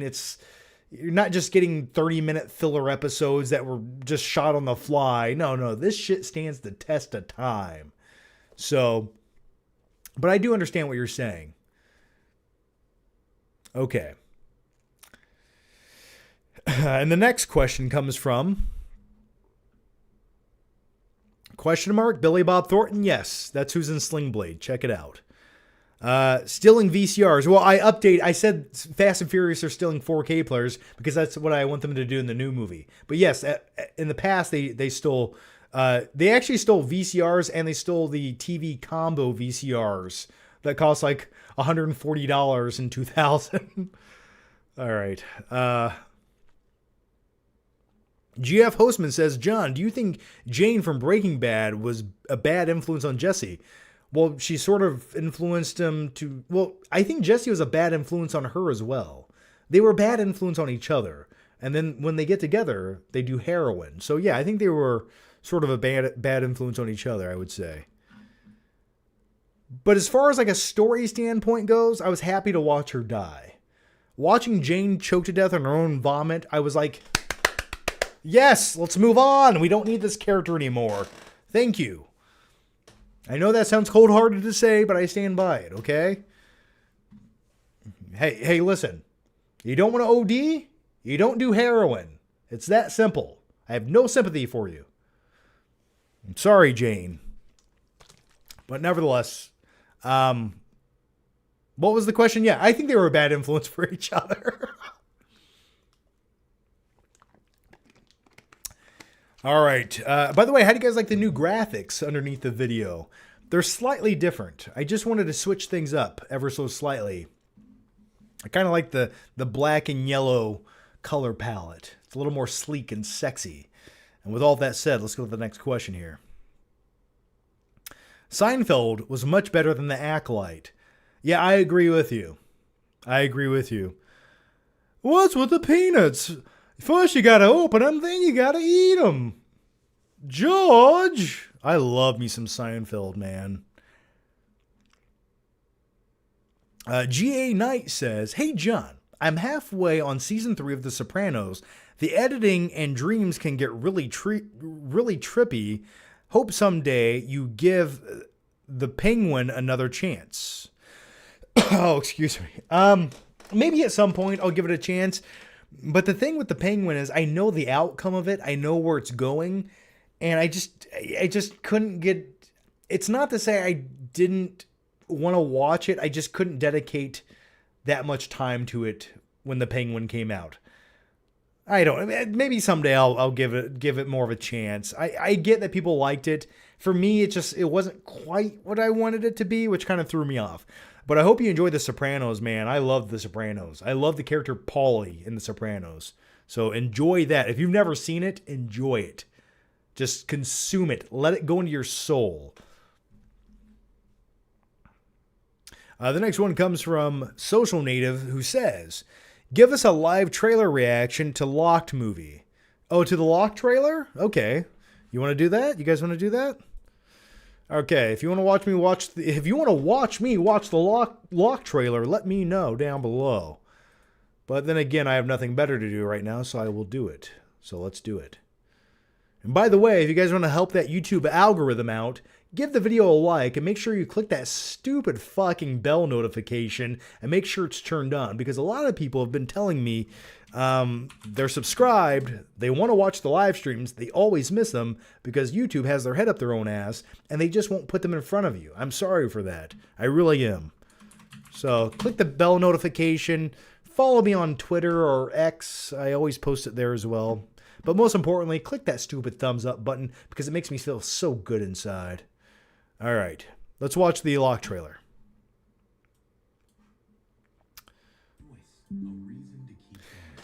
All right, here we go. I just want to introduce you to a taste of hell.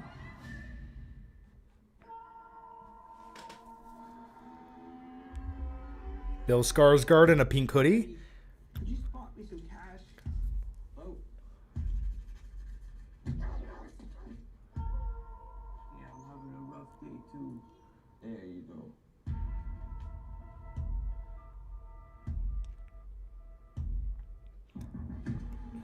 Okay, he's breaking into a car.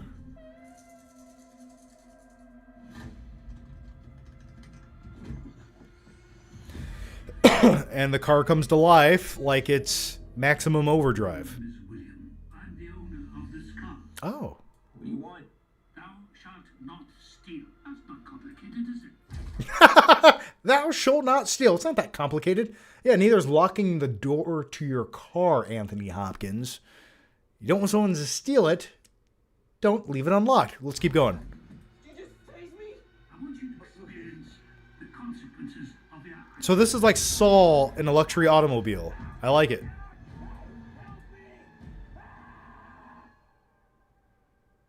Really tinted windows. Have your attention now. I like this so far. I like the concept. Invested a lot of time and money into this project. The walls are bulletproof. I've also jammed the cellular. Okay. So this was your plan? To let me die? He's just torturing this guy in a locked car. Wouldn't want to ruin all the fun, would I?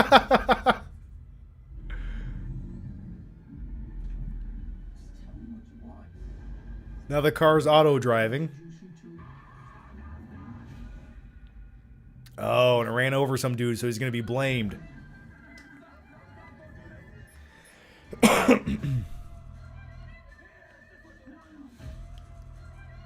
Okay. I almost want to stop it. I feel like I'm seeing too much.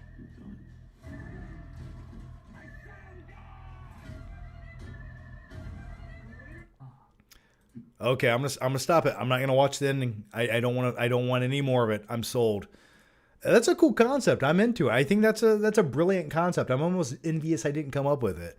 Looks kind of cool. I'm hoping that there's some payoff to it and it doesn't get too stupid or convoluted, but it looks cool. Basically, this dude breaks into a car and then it becomes a torture trap device where Anthony Hopkins is controlling it in this really convoluted scheme to maybe blame murders upon this criminal. I'm in it. I'm into it. I'm glad the voice is Anthony Hopkins. React to Demolition Man. Maybe one day we will discuss what the seashells do. Dustin Rich says, thoughts on the Fantastic Four trailer? We talked about that earlier in the live show if you want to scroll back and check it out. But just to kind of summarize what I said, I like it. I like the way it looks. I like the futuristic vibe to it. I like that it looks like the Jetsons almost, that mid-century futuristic look. I like the casting choices, or at least the way they look. I like that they're wearing their actual costumes. This is like one of the MC. It feels like a real movie. And I say that because even the cinematography of it doesn't look like every other Marvel movie we've seen for the last 10 years. It looks like a real movie. And that's what I wish every Marvel film would do. They'd each stand apart and have their own style and kind of their own tone to some degree, and let the directors inject their vision on it. So, and that's what I feel like we're getting from this. So I'm looking forward to it. It looks fun. I have a couple theories on what's going to happen here. And and I'm sure you can find them on YouTube. I'm sure a million people have the same theory, but I just think Mr. and Mrs. Fantastic's kid is going to play a very pivotal part in this. And the First Steps tagline or subtitle of the movie are sort of his first steps. And he's a very super powered individual. So I'll just leave it there. All right, let's go to the next one here. But I think it looks cool, man. Skylar Wheelock says, what weird movie do you watch in your early teens that altered your brain chemistry forever and for the better? Mine was American Psycho at age 13. Well, see, I've been watching fucked up, deranged, diabolical shit since I was a young child. And my father would record all of the movies that he liked off of HBO or TV onto little VHS tapes and beta tapes. And if you don't know what a beta tape is, it's sort of like the physical media format that didn't quite win the war, but for some odd reason it was technically superior, but it died out. But anyway, I would go through this shoebox of all these random movies. And that's how I discovered so many weird movies as a kid. Like the original Bad Boys movie with Sean Penn, where he like basically kills somebody, and then there's like a whole subplot with like all kinds of crazy shit happening, but he goes to a boys' school where like people just want to sodomize kids and torture them, and the only way he can protect himself is by putting soda cans into a sock as a weapon. Go watch that movie if you've never seen it. Highly recommend it. No one talks about it. But that just reminded me of another movie that we rented from Blockbuster. It's a movie starring Kevin Bacon, who plays a pedophile, and it's a movie called Sleepers. And it's about this group of kids who go to a boys' home in the 1960s. And it was some of the most disturbing, scary shit I watched as a kid. And it awoken me to the true evils of reality, along with the pawn shop basement scene in Pulp Fiction with the Gimp. That's another scene. But as far as like truly changing your brain chemistry, I'm trying to think. There's been movies that have done it. There has. I'm just trying to pinpoint one. I'll tell you, you know what, kind of not to deviate from your question too much, but my favorite type of movie is where the bad guy wins. Those are my favorite, but likable. Like a movie like Nightcrawler. Louis Bloom, he wins. And he wins because he did it. He put himself in that position to win and did whatever it took. Now, he's a bit crazy, and I'm not saying you have to go to those extremes, but I'm just saying there's something to be said about consistency and drive and being resourceful. That's all I'm saying.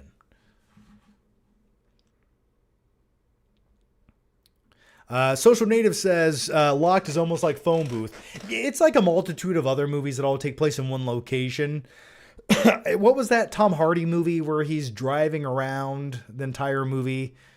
There's another like that, or Buried, for example, where you're stuck in a one claustrophobic place where everything that can go wrong does go wrong. But I like movies like that. I really do. So yeah, it looks pretty cool. Bruce Cook says, sounds like a deranged Kit from Knight Rider.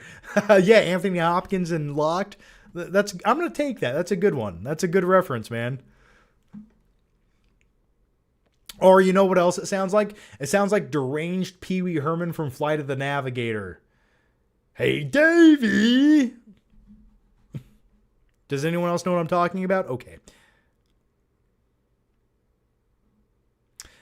Anti-woke bloke says, I thought John was going to disappear again. Good to see him. No. I'm not leaving you. I'm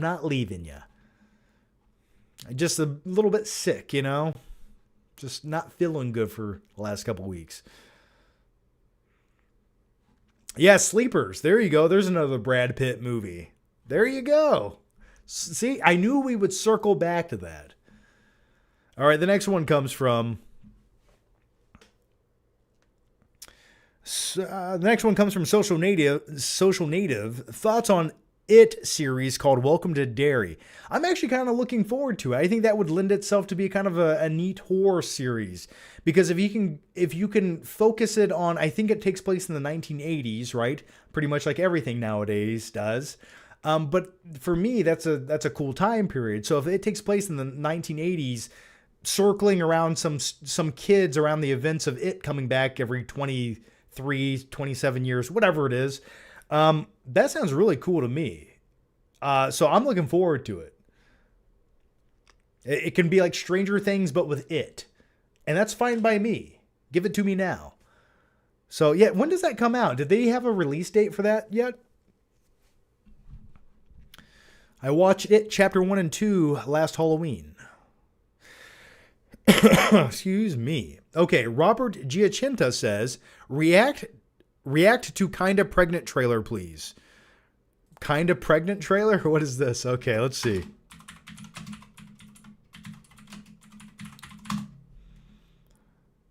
Oh, is this the Melissa McCarthy movie? Yeah, is she kind of pregnant or just not? What is she in this?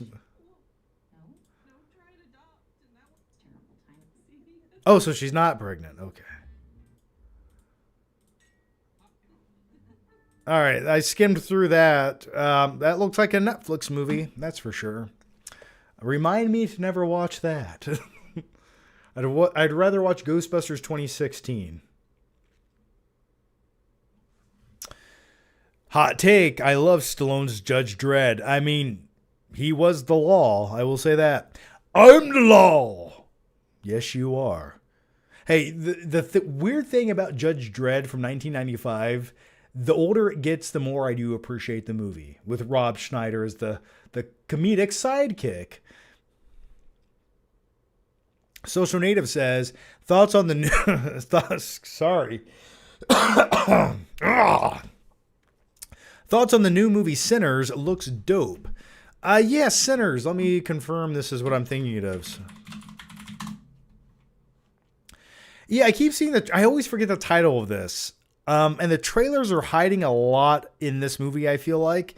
But anyway, I'll definitely check it out. It comes out April 18th, which is the day before my birthday. I like Michael B. Jordan. I just don't know much about this movie. I've heard some rumors, but I don't know. I'll check it out. The trailer plays for every single movie. I can't go to the theater without seeing it. And even though I've seen the trailer 75 times in the theater, I still could not remember the title of the movie. Social Native back again says, John, 4th roll, 8th movies, let's go. Oh, shit. Okay, we're not playing Pick the Flick. But I will do this because you asked.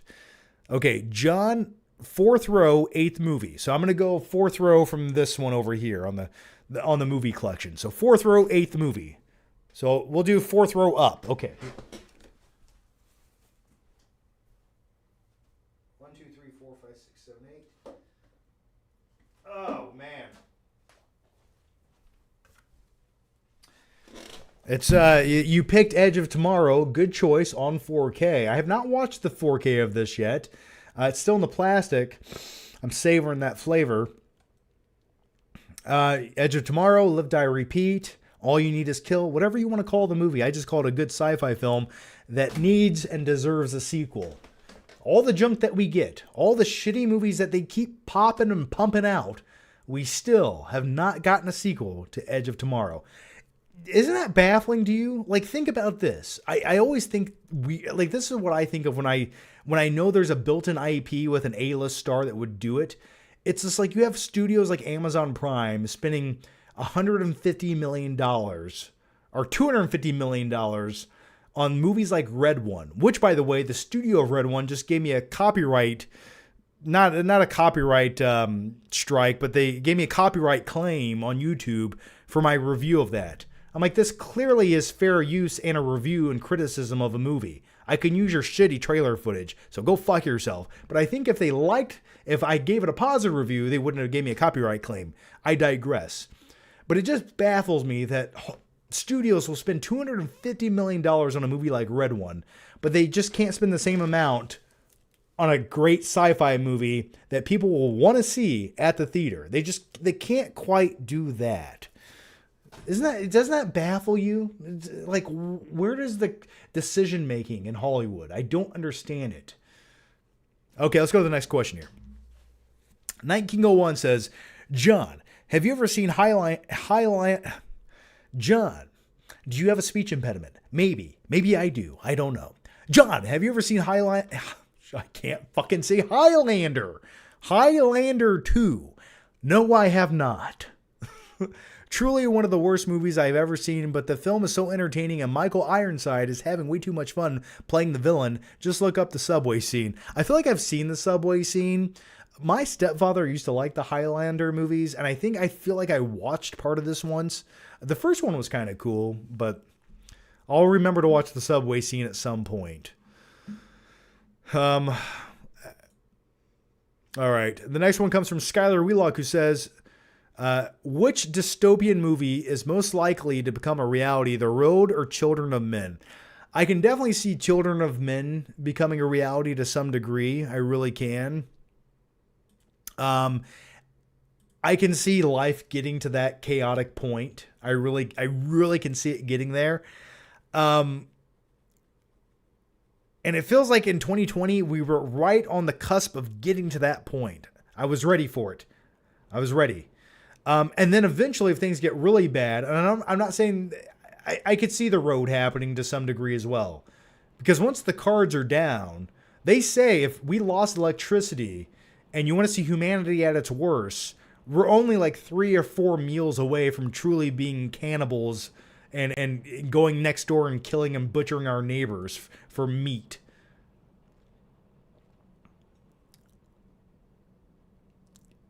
People say that, right? No. So yeah, did I answer your question? Oh yes, I definitely think we're gonna get to a dystopian like that at some point. And best case scenario, in like 50 years, I feel like things are gonna be so automated and so overcrowded to where I'm just glad I won't be alive. I don't know. Plus with global warming, it just feels like things are getting too hot. I don't know. All right. The next one comes from Skylar Wheelock, who says, oh, we already answered that. All right. Bruce Cook says, Highlander movies, the only thing worse was the TV series. Yeah, I never watched it, and I probably never will. Kind of Pregnant was produced by Adam Sandler. Well, of course it was. He called this shit poop. Social Native says, who has the best pizza? Or who has the best? Pizza Hut, Domino's, Little Caesar. I'm not going to go with Little Caesar because they pre-make that shit and it sits around in a heater for like 7 hours. I'm not saying it's bad. It used to be $5. You can't beat that. Give me a piece of cardboard with some pizza sauce on it. I'll pay you $5. That's a good deal. But for me, I think Pizza Hut, hands down. Domino just tastes a little odd. It tastes like it has too much seasoning on it. Like they're trying to mask how bad it is with other flavors. And it just feels a little bit odd. But if you put something in front of me right now, I would eat the shit out of it.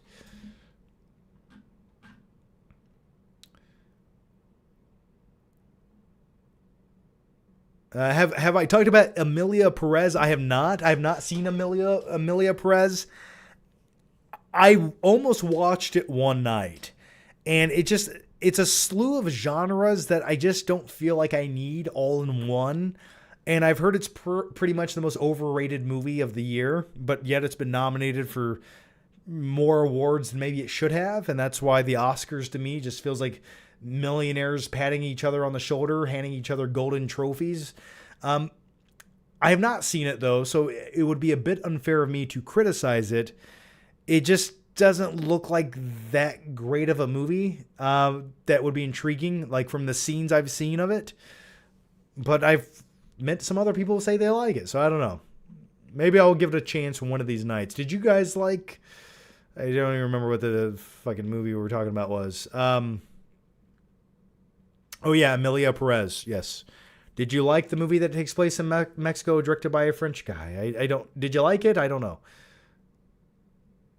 Thoughts on David Lynch passing? Yeah, man. He got to do what he wanted in life. I love some David Lynch interviews because he was so blunt.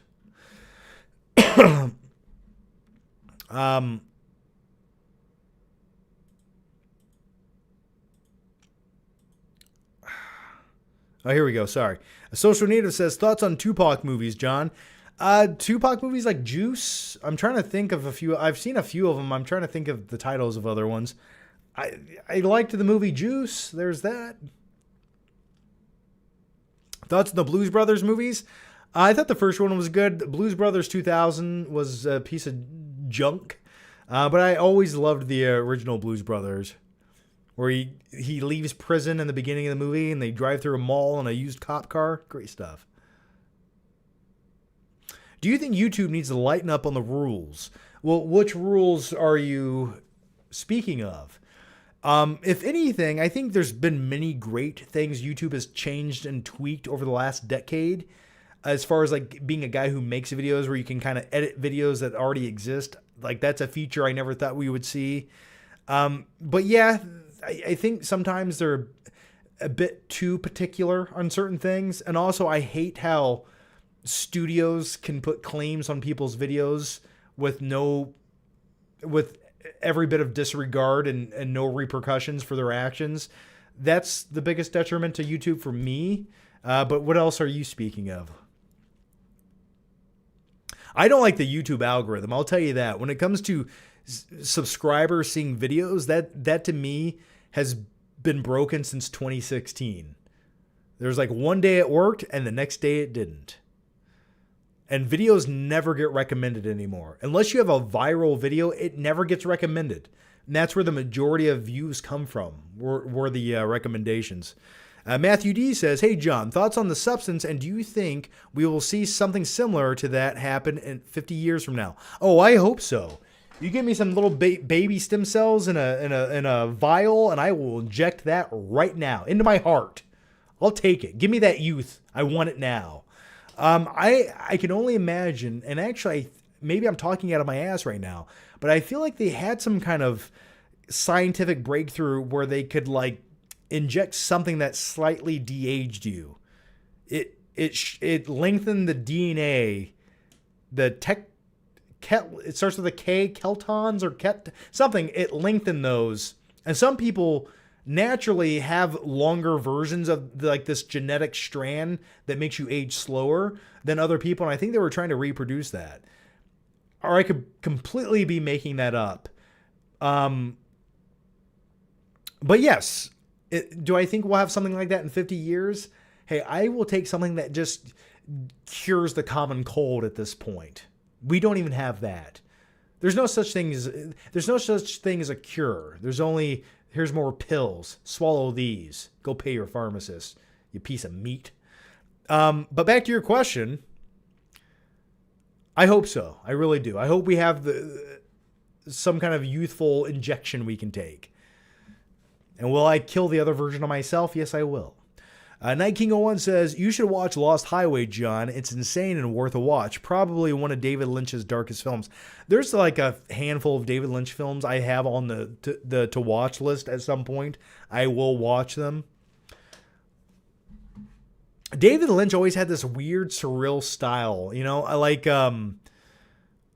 what was that? Oh God, I watched it for the first time last year. The one where the old man rides a lawnmower. Yeah, whatever movie David Lynch directed, that one came out like 1999. The Long Game or something like that.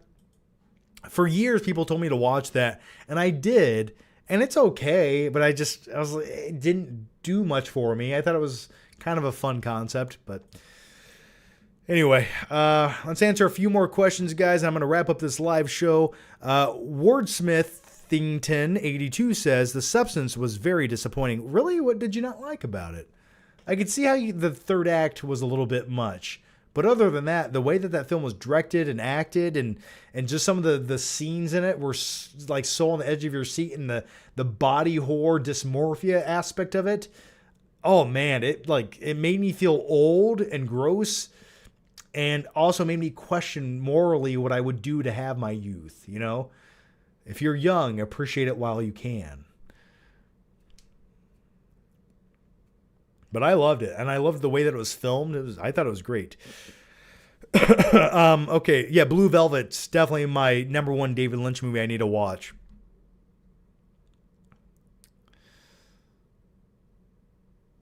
John, thoughts on the Happy Gilmore movie? I love it. I think it's Adam Sandler's best comedy movie. I love it.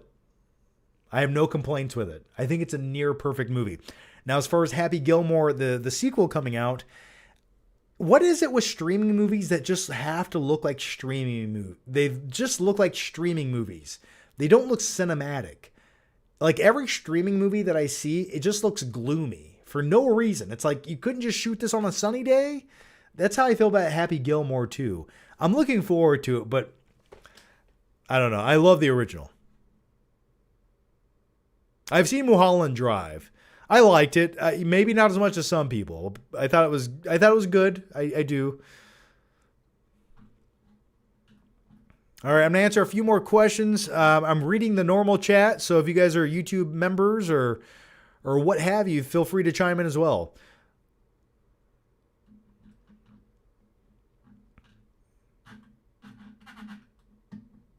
Gatorade. Well, speaking of Gatorade, let me take a sip of that because I need some electrolytes. John, Chipotle or Salsa Grill? I definitely think I prefer Salsa Grill. It just got to a point where, for some odd reason, maybe this is too much information, but I feel like I'm indebted to all of you to share this. It was constipating me, and I don't know why, so I had to stop eating it. And Chipotle, I don't know if it's just me, and if you feel the same way, let me know down below. But every time I go to Chipotle now, it gets grosser and grosser and sloppier and sloppier. It's like they try to cram so much shit in that burrito. By the time you get home with it, it's all soggy. It's all falling out. It's like, I don't just put less in there. Or maybe drain some of the juice. You know what I'm talking about? It's just they're too wet and juicy. Favorite MCU film? Oh man. I will always have a special place in my heart for Captain America: The First Avenger. I just think that's a lot of fun, and I think it's underrated. But I love Infinity War and Endgame as far as like big epic showdown movies. But Thor Ragnarok to me is always one of the most rewatchable MCU movies. Like I think the comedy from Taika Waititi in that movie like worked. And then you get to Thor Love and Thunder, and it was just like nothing worked. It was the complete opposite. And it's bizarre, but it was too much. So I like Thor Ragnarok. I think that's super rewatchable. Oh, man. I'll go with those for now. Yeah, Winter Soldier's great. But I actually think I prefer rewatching Captain America: First Avenger a little bit more. I like that it takes place in the 1940s time period. I like looking at little shrimpo Steve Rogers. I like looking at Steve Rogers when he weighs 98 pounds and he's 4'5". For some odd reason, I enjoy watching that version of him for a little bit. Maybe I slightly related to it when I was smaller. And then I started working out, and so I don't know.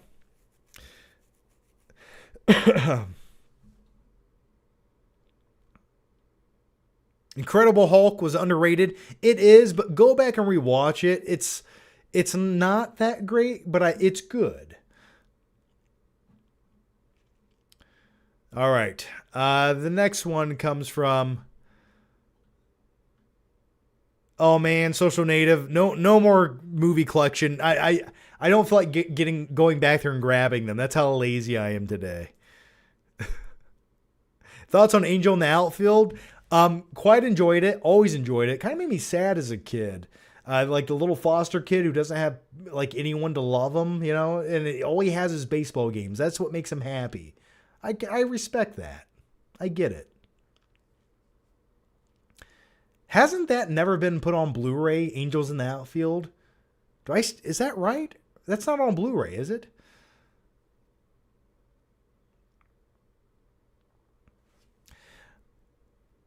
John, are you excited for Silver Surfer's Silver Cheeks?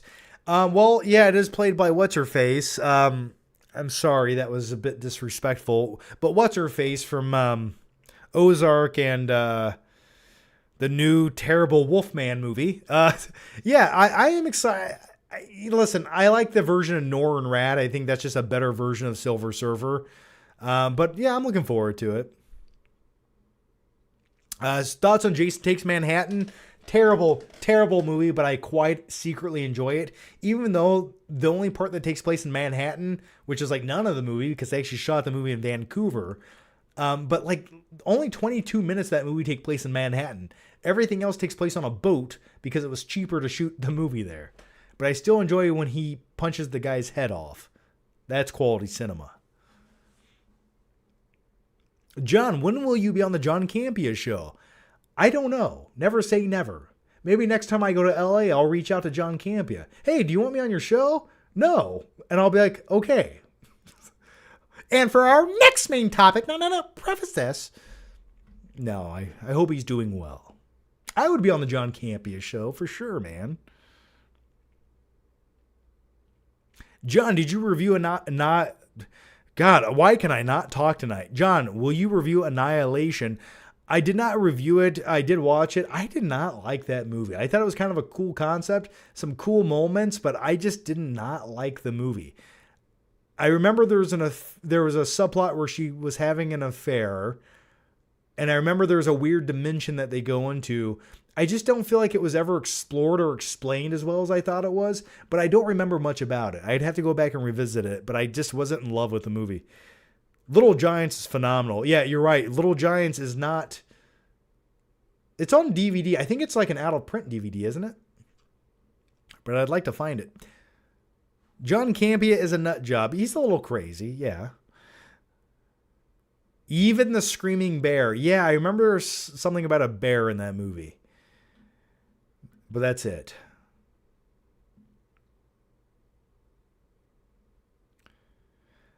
Before you go, give us your Morgan Freeman impression.